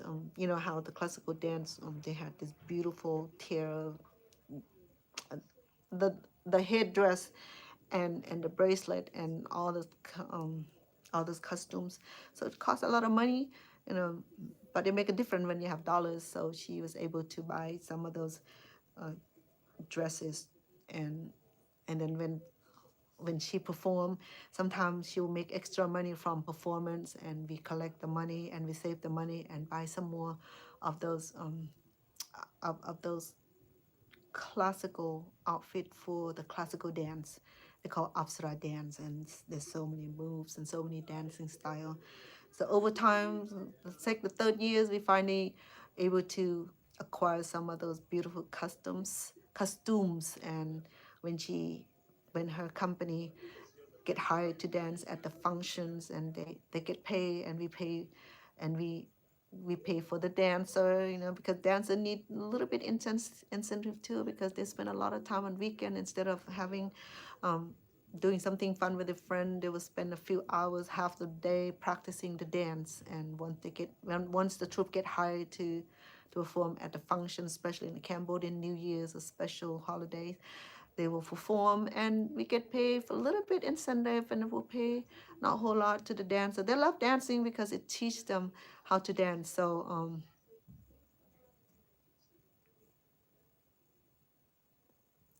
it is true. Hello, bye. Sabadi. Yeah, thank you, Bong, for telling. He's been working with a lot of people lately. I think he's trying to finish the track for CJ Max, and he was working with the guy that named Tupac, I think. Right now, he's working at LaSalle Benford, creating 40, 50 soundtrack for the new movie. I was telling the audience that you and LaSalle Benford's making musical track for the the BB King movie that's gonna be uh, that would be filming soon. I think that's what I heard you were telling, but I don't know a whole lot. You can explain more than that. Um, oh, your mom come to your house weekend? Well, it's good for you.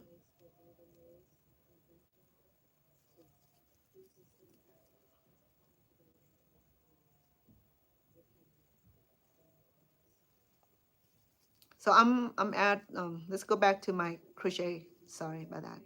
So see, hope that's it. 10.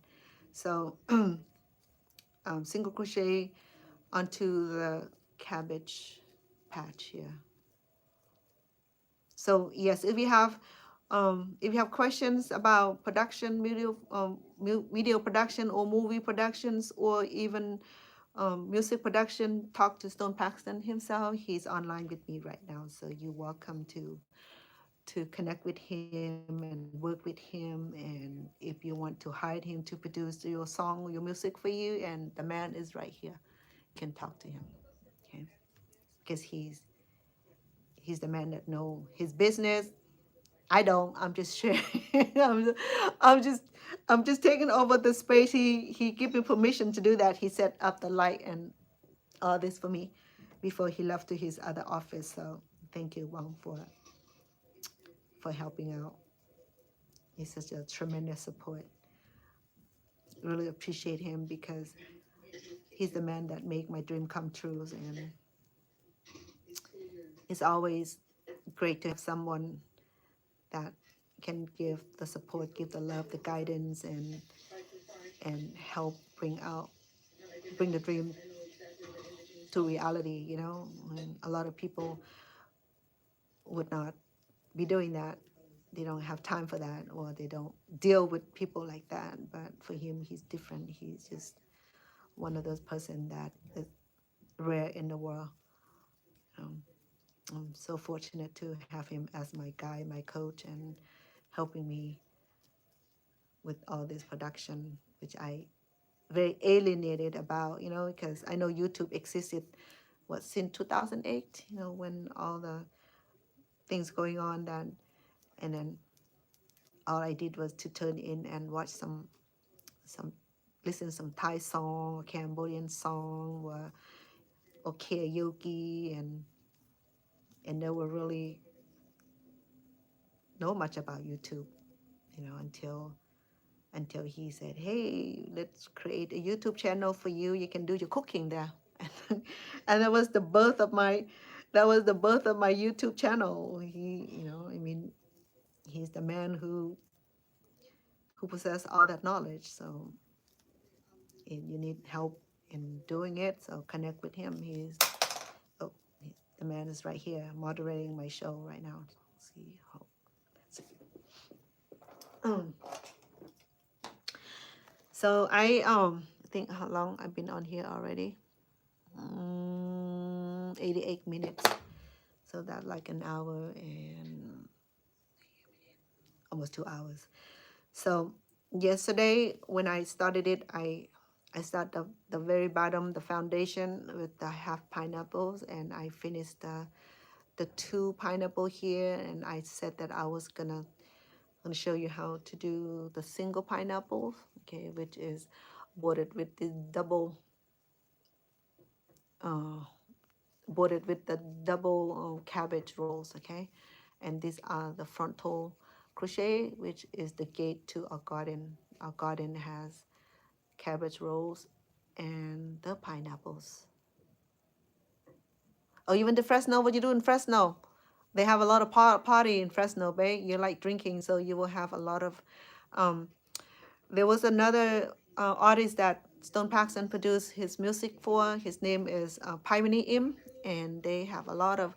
He hosts a lot of party in Fresno. In fact, I think they just had a party not long ago. I think he's ready for Valentine party again. I think Fresno is, yeah, I used to live in Fresno for what, about 13 years. I used to work with the community, with the Lao community there, and and there's a market on King Canyon Street and Fresno Street, and it's been a while. It's been 17, 18, maybe it's 20 years since I left Fresno, so I had some good memories. And 2 years ago, I think last year, no, 2 years ago, we went to, no, over a year ago, we went to visit, to present the plaque, the plaque to the artist. Stone Paxton produced, remixed the song, and it charted #1 in France and number 57 in US. So he had a plaque for the #1 charted in France, and we present the plaque to him. We traveled to Fresno to present the plaque to Pioneer. I have my own plaque because I help a little bit. I help with bringing the artist. He was my artist that I brought in, and and he's supposed to be coming back next month to record his new song with Stone Paxton. I think he already had a schedule for that. So I look forward to see Pioneer. And his wife just started a food truck, and she cooked well also, and and Pivety, he's one of those special artists. He's one of those, I won't say much, but he's one of those special Cambodian artists. He's very special, very different than the other artists. But we were able to work with him, even though with his disability, his passion for music wasn't even a disability for him. He combated. He When we met him, he said, "I want to produce music. I want to sing. I want to have my own. I want to have my own album." So we make that happen for him. So he did well on his first two songs, and the first song he did was the Pick This Night, and there's a video that Stone Paxton produced also, and he had a music videos on YouTube called Pick This Night, and and his songs also on Spotify and on major music distributions company. And the other song I think is called Baby Blue, and that one's also on YouTube, and I think it does really well. And another artist that wanted to meet Stone Paxton and have him produce for him is Jay Chan, and Jay Chan is one of those YouTube sensational musician that he sings some of the oldie song. He hasn't has his own original song. He just a guy that he just do the cover for Sinsi Samut and some of the oldie song. And he contacted Stone Paxton and said that he wanted to Stone Paxton to record for him, and Stone Paxton had not agreed to work with him yet. Maybe in the future, when he decided to work with him. Yeah, a lot of Khmer people in Spokane and in Seattle's. Um, yeah, Yeah, in those states, a lot of Cambodian people, a lot of them own businesses, and I think they harvest mushroom, the pine mushroom, for on occasions. Mm. Yeah, absolutely. Stone Paxton, he does produce with Christopher William. I think he has a plaque somewhere on the wall that he had for that productions. And if you know who oh William Christopher William Morris, and then and Miller J. Welcome to the West, the song that Stone Paxton produced for her, and he was working um, with CJ Max and BG Knockout. They was here in the studio um, a couple months ago. I think they need to come back and finish the tracks, and I got to meet a few of them, and I got to cook for a few of them. Yeah, when some of these artists came, I um I will make some finger food or sometimes dinner for them, and they loved it. And so yes, Stone Paxton do work with those big artists like Ice T and CJ Max and BG Knocked Out, and those are really really some of those legendary.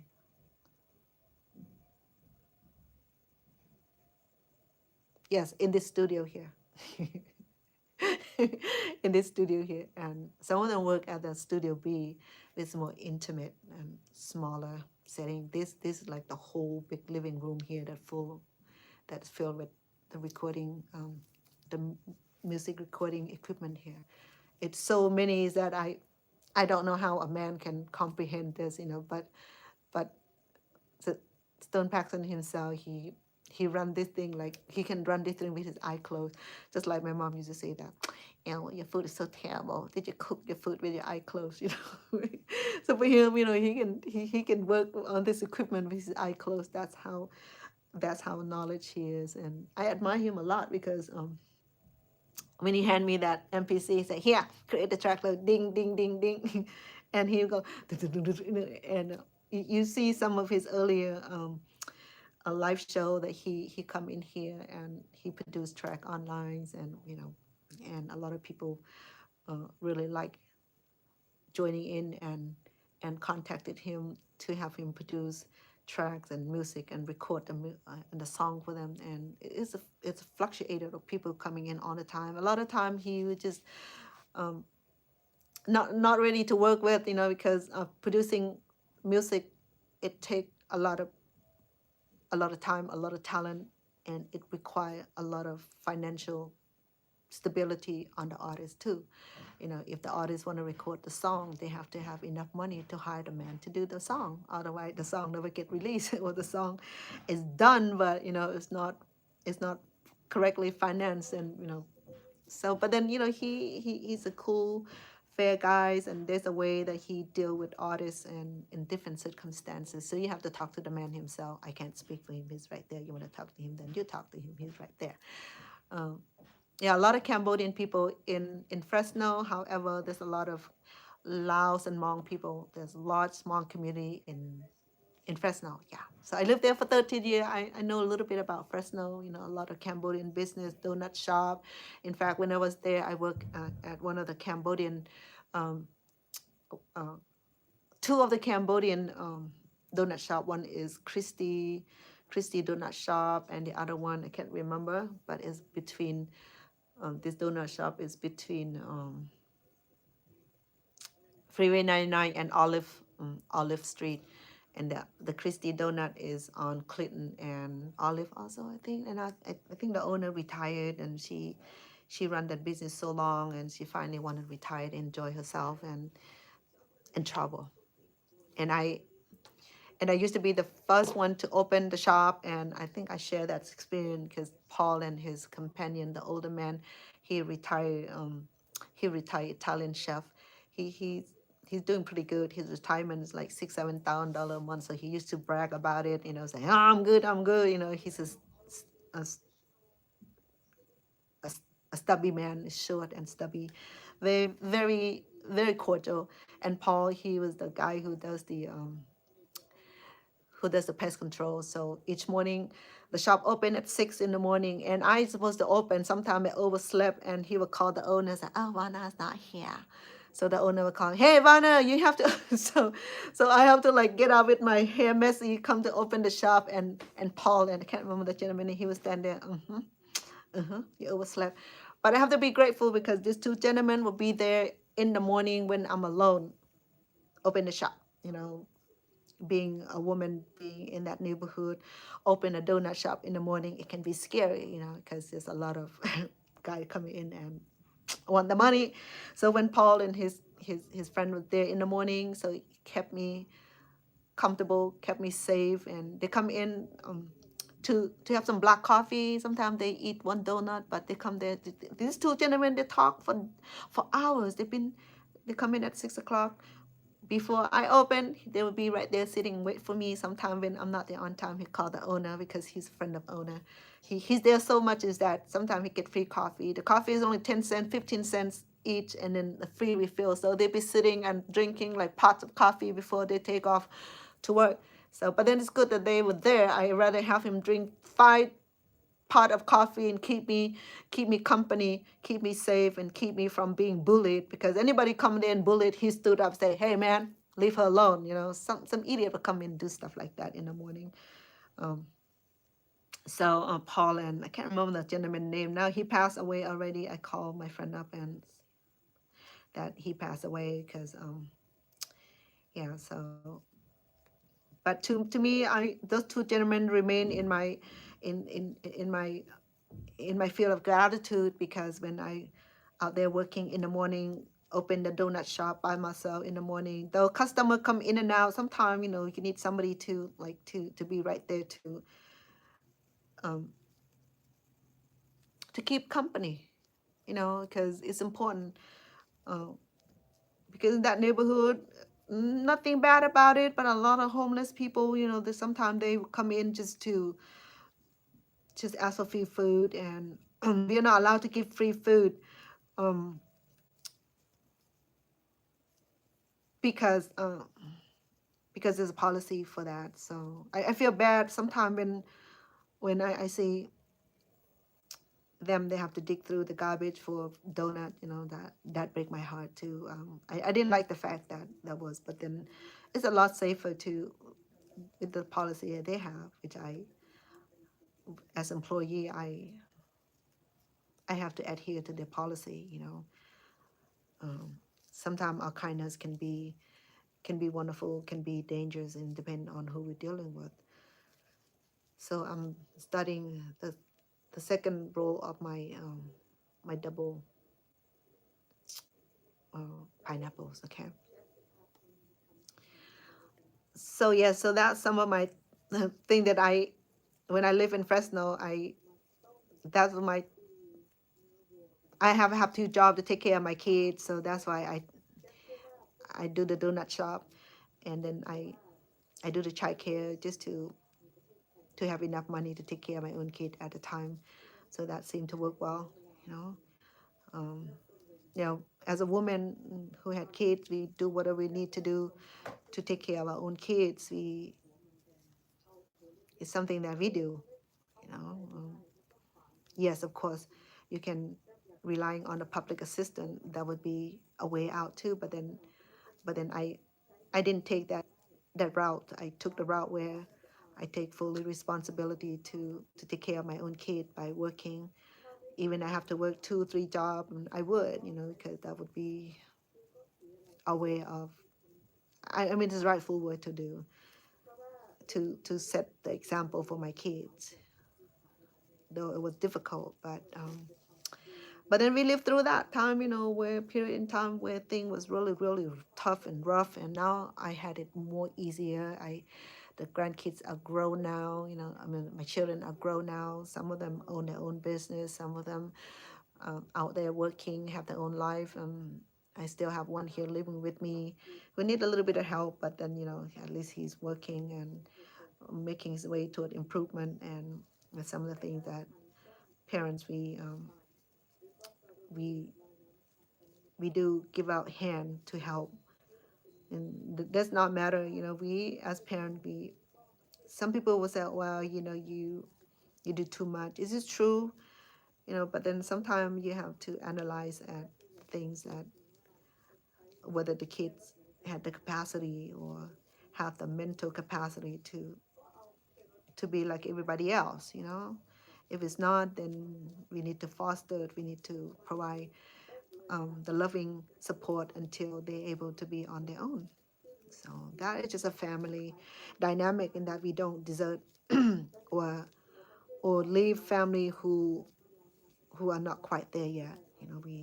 For me, and that's just my principle. I love my kids. I will go about and beyond to do what it takes to build a child or to build an adult, to build responsible adults. And sometimes it takes us more year to mold and to build a child into an independent adult. Some kids are some kids are proficient and greater to do that on their own so quick. Some take a little bit longer time to do that. For those who take a little bit longer time to do that, then and need a little push, need a little more support, and give the support they need, so that way they will have that knowledge and have the skill to be on their own. And just like the old used to say that, well, it take the whole village to raise a child. I never really understand the concept until you have a child too that do need the whole village to help fostering, to help raising them. I don't know who came up with this radical idea about take a whole village to raise a child. Okay, so let's go back to my crochet. So I'm at the third, the fourth, first row, second row, third row, fourth row. So I start reducing on the fourth row, okay, which is combine the two crochet in one, which I already showed you guys how to do that. Okay. Yes, to teach adult kid to be independent, or teach teenager to be independent. When my kid was growing up, they some of them started working early, some of them just didn't work. Some of them started driving early, some of them didn't have the courage to drive early. So it depends on each timelines. Each children's are different, so we cannot say that all children are the same. It's not true. All the kids are different. They have their own different mindset, goal, beliefs, and dreams, and capacity. Because you have children born in the same womb, it doesn't mean that they're all the same. They're not. They may not look the same. They may not possess the same attitude. They may not possess the same wisdom. They may not even possess the same dreams and hopes. So we cannot really put all those kids together in one brain and say, well, here you go, because this one did good, and you follow. But typically they follow each other, just like when they do the esthetician license or shop, or beauty shop. Three of them follow each other, which is nice. They said that, well, they're going to build um, their beauty empire among the sibling, which is cool, to see them grow. And I can't be more than happy and proud of them, growing up poor with me, and now that they're able to pull themselves up and be above and beyond. I'm happy, as mom. That's all I ever hope and dream for, to see the kid doing well. At this point in life, I'm okay. I'm complacent with my own self and my situation I'm in. I'm happy with that, um, because I learned that not everything in the world we need or need to have. Okay, we just have what we need, and be complacent and be grateful with it, and then we be fine. Okay, so everything else will fall in place once we have that great health, when we have that great happiness that come from within. Okay, because you can buy happiness. If happiness can be bought, and those rich and famous people will not die young, will not be on drug, will not be anything else, but be happy and be successful, being um, complacent with what they have, and with the empire. I mean, sometimes you see all kind of sad news, how come, so that's why I started thinking about, well, if money and all those material um, material things are important to individuals, and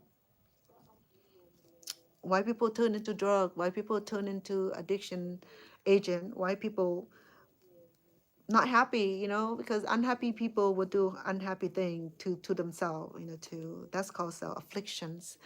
um, so social security agency used to pay people who are addicted to chemical or to drug and alcohol, but now they don't award it people with those addiction anymore. They call that self-infliction.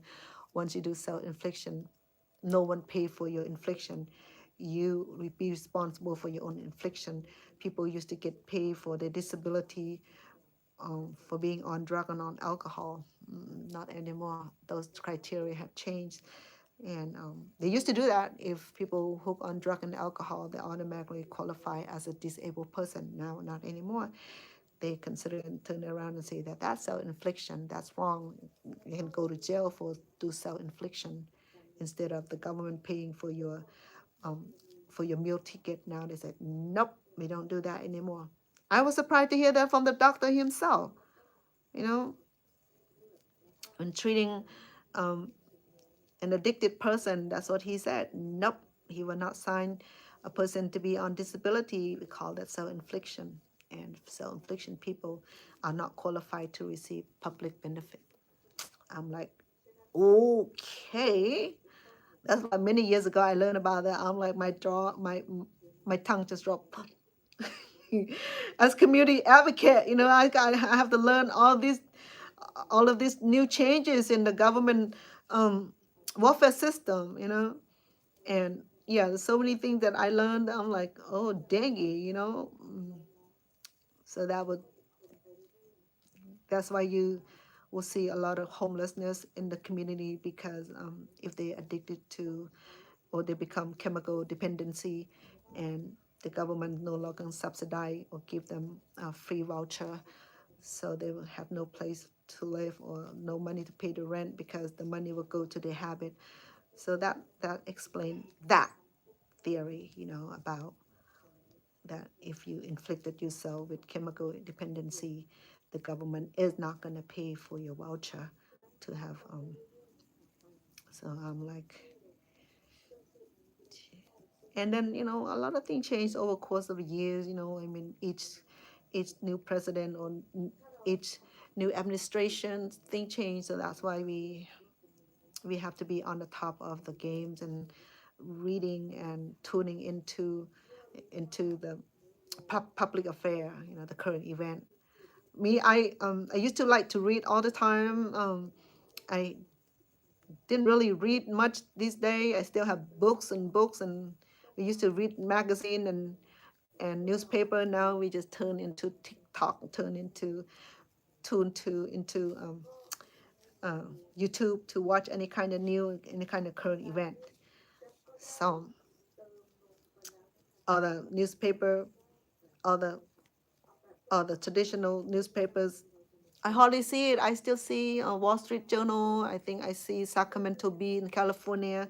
Here, I don't know who's the large newspaper medias, Sacramento Bees, and what else? San Francisco or Chronicle, something like that. Anyway, but so reading become like a limited, rare event now, especially in the young children. I think the reading skills is so below average, because kids don't read anymore. Everything they see online, they don't need to read.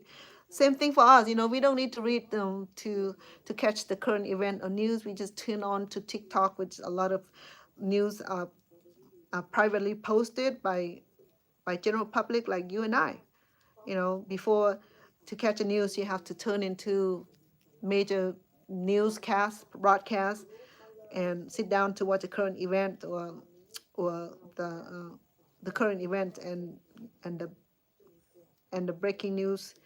Now everything is just like things that going on in my country, in Cambodia, and the conflict in the border between Thailand.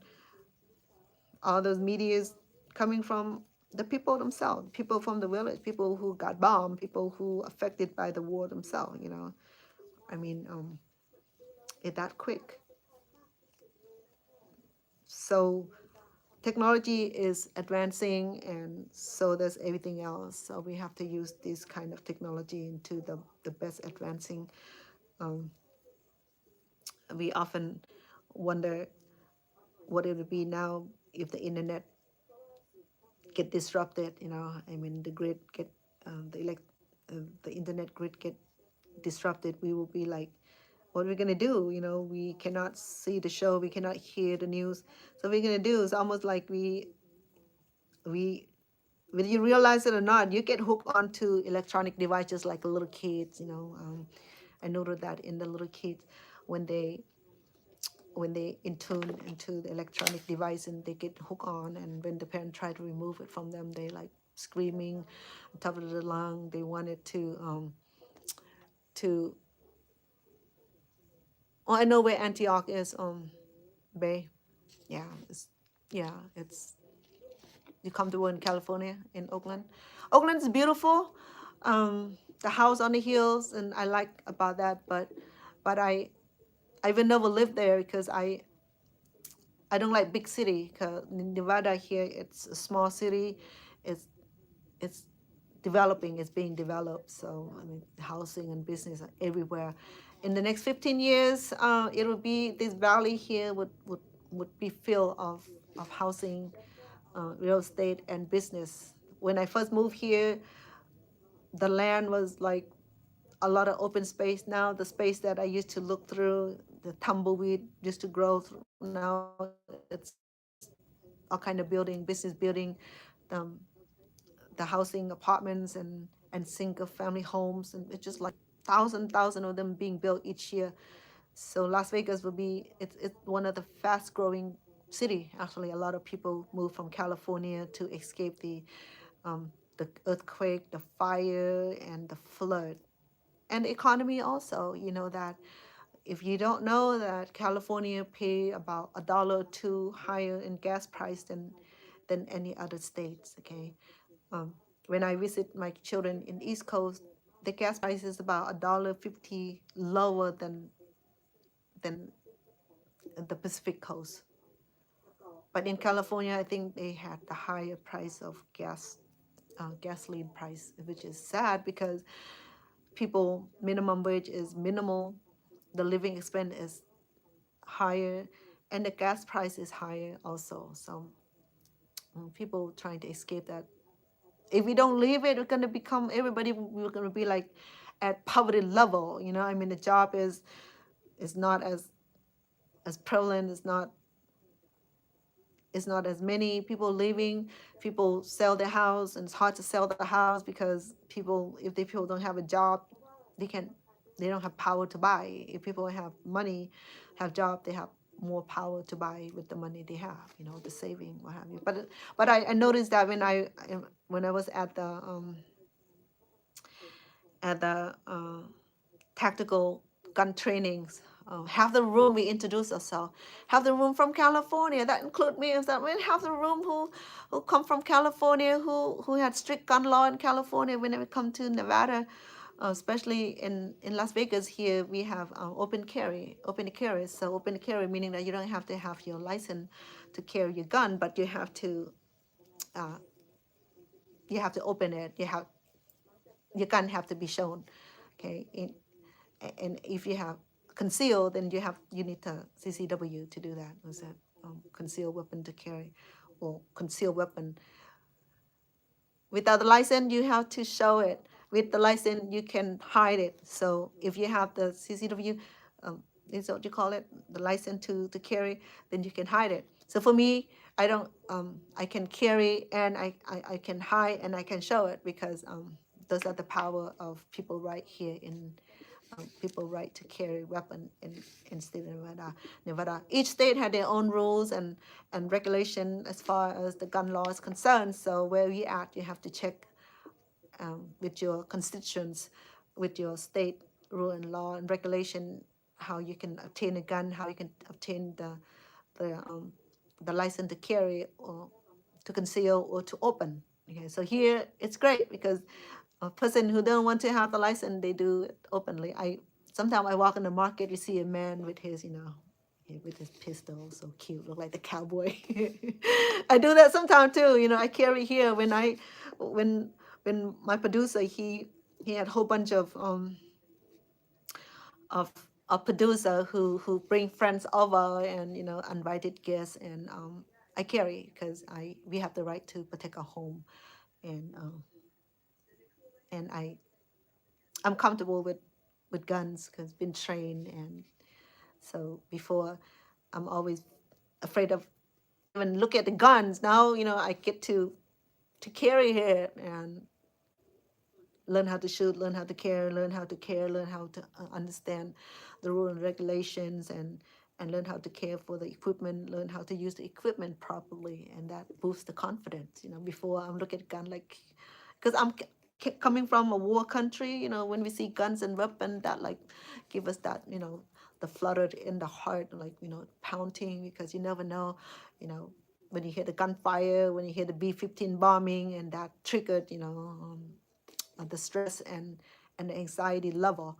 So when my daughter said, "No, mom, you're gonna learn how to use a gun here, feel it," so, before I'm like, I'm so scared of gun. Now I'm comfortable with it.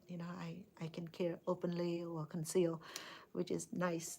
Certain state allow you to do that, and California has strict gun law. So uh, the only the only people the only group of people that can do the open to carry is the law enforcement. Other than that, it's you have to conceal it, which is a big difference.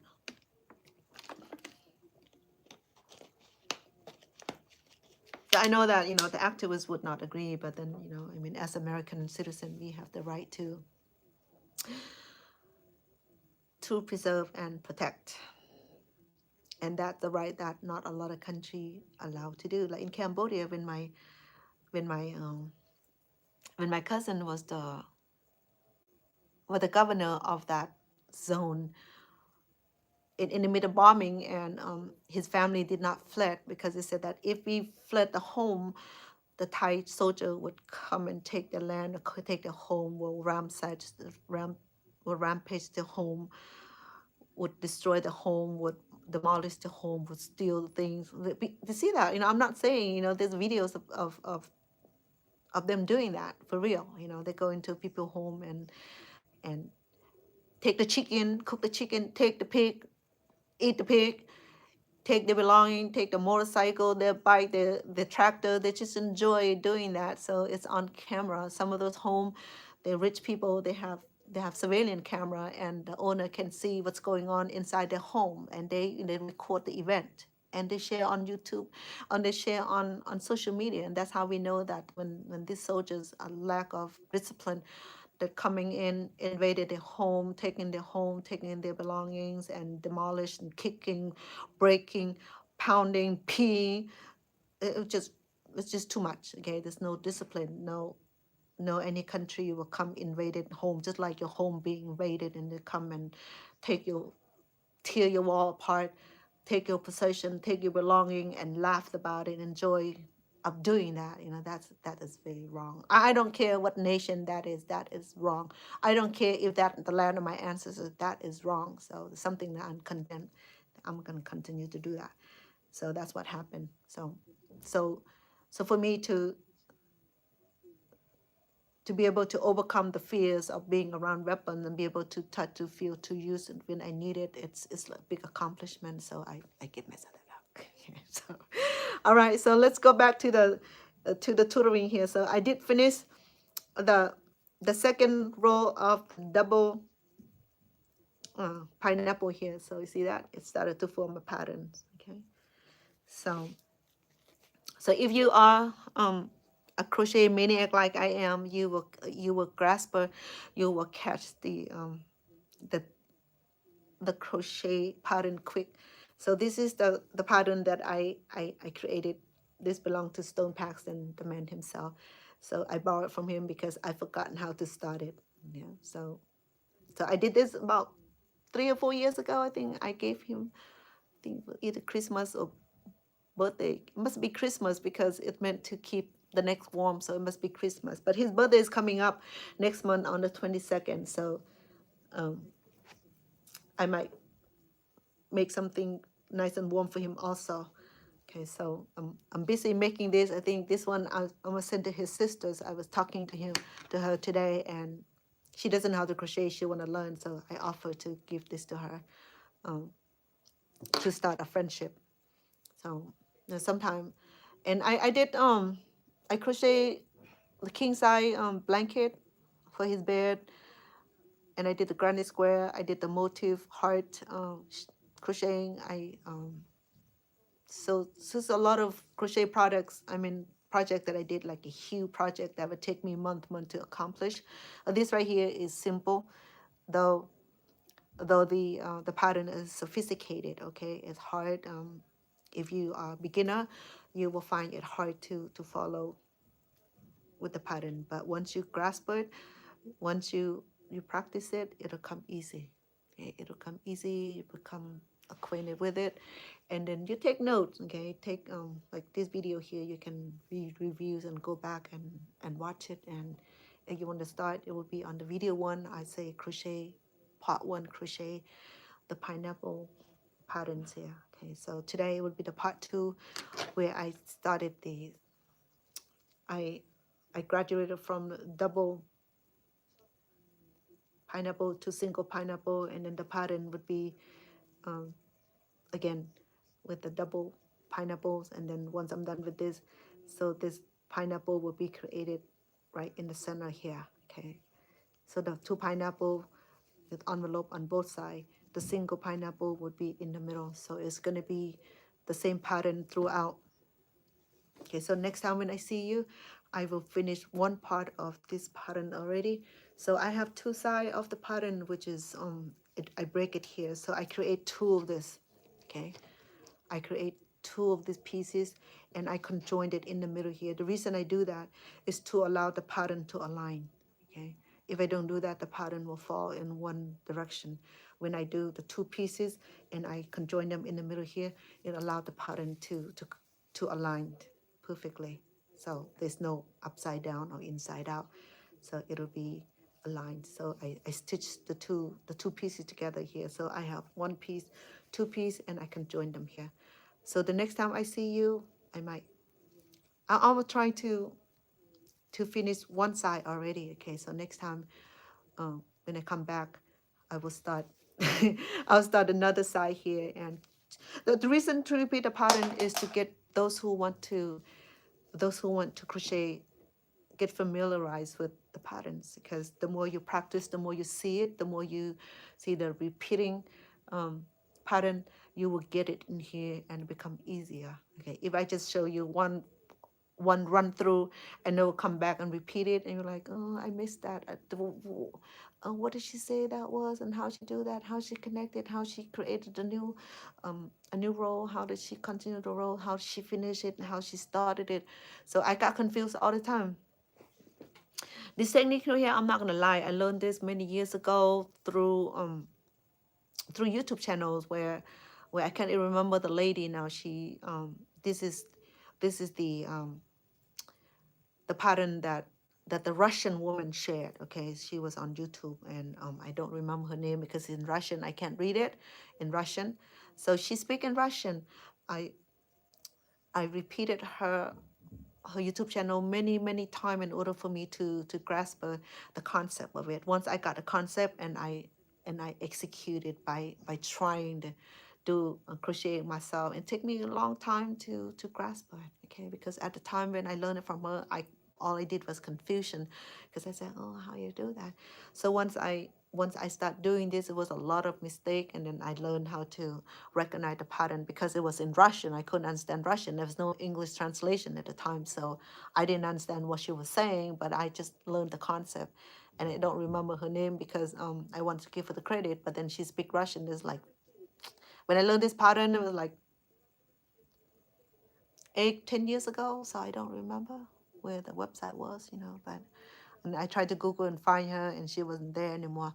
just to give her the proper credit she has, and whoever that was, thank you so much for sharing this pattern here. Okay, it's so beautiful. It's just so elegant. It's just something you're proud to own. You know, if you want to try this, I make it free.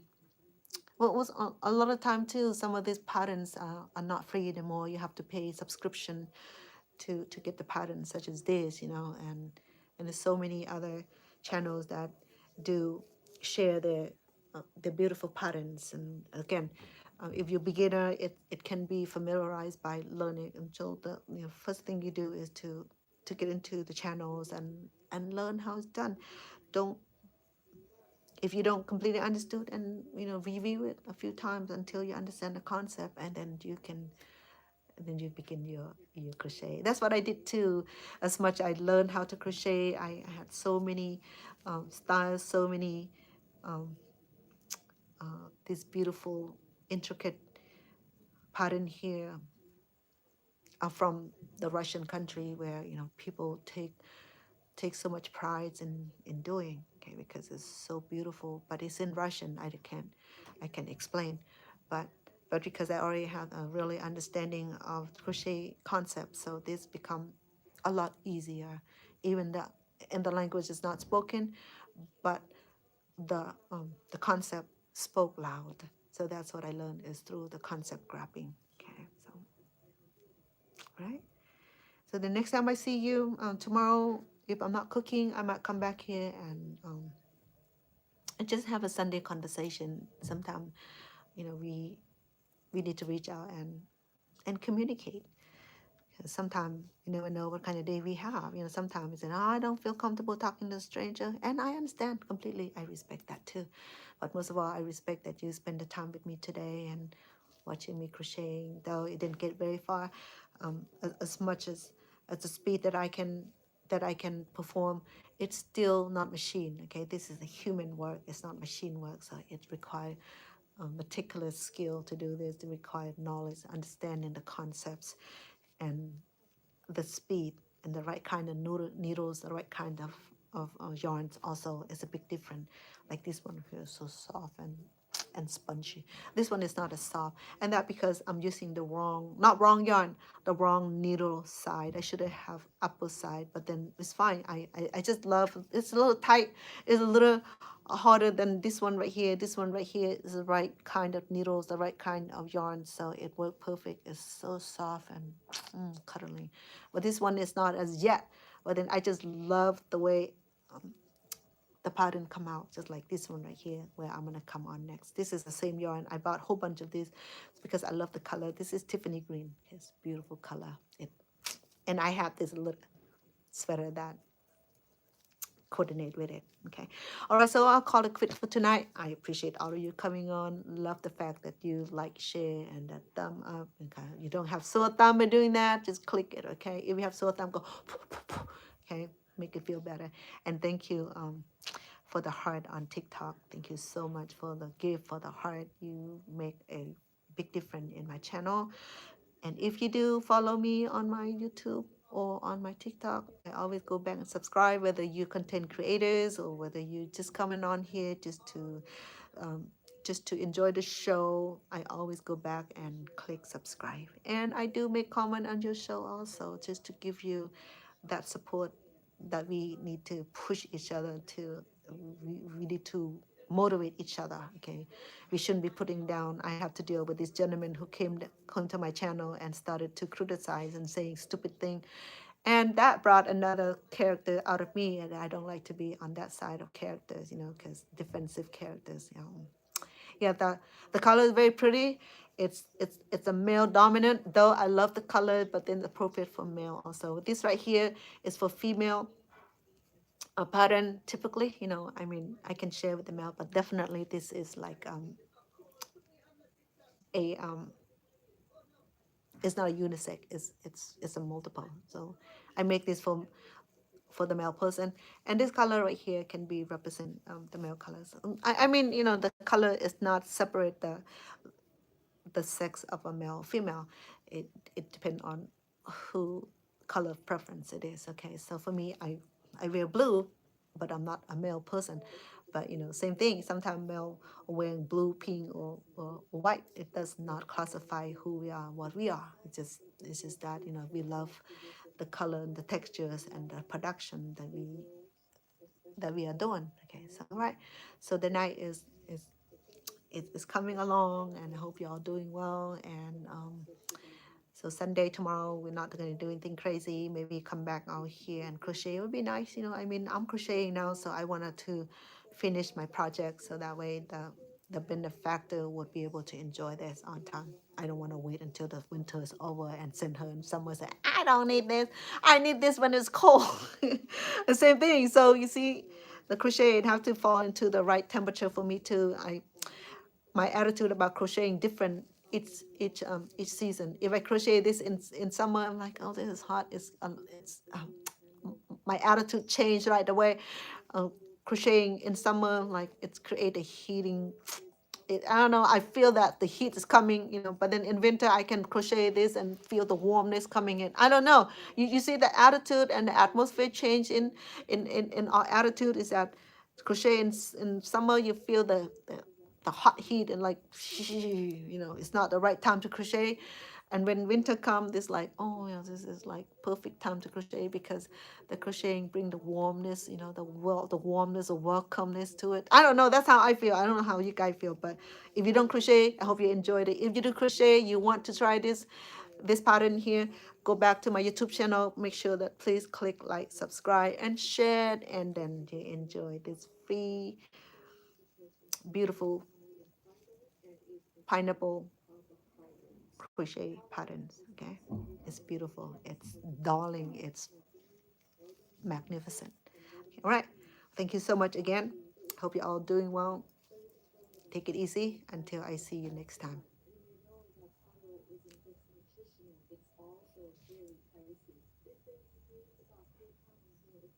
Oh, thank you, Mom. I appreciate you being on here as my moderators. I appreciate you. Thank you.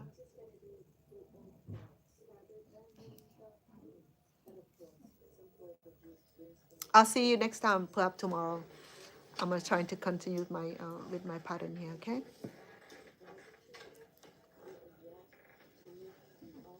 I'll see you later, Mom. Drive safe. Okay. Love you.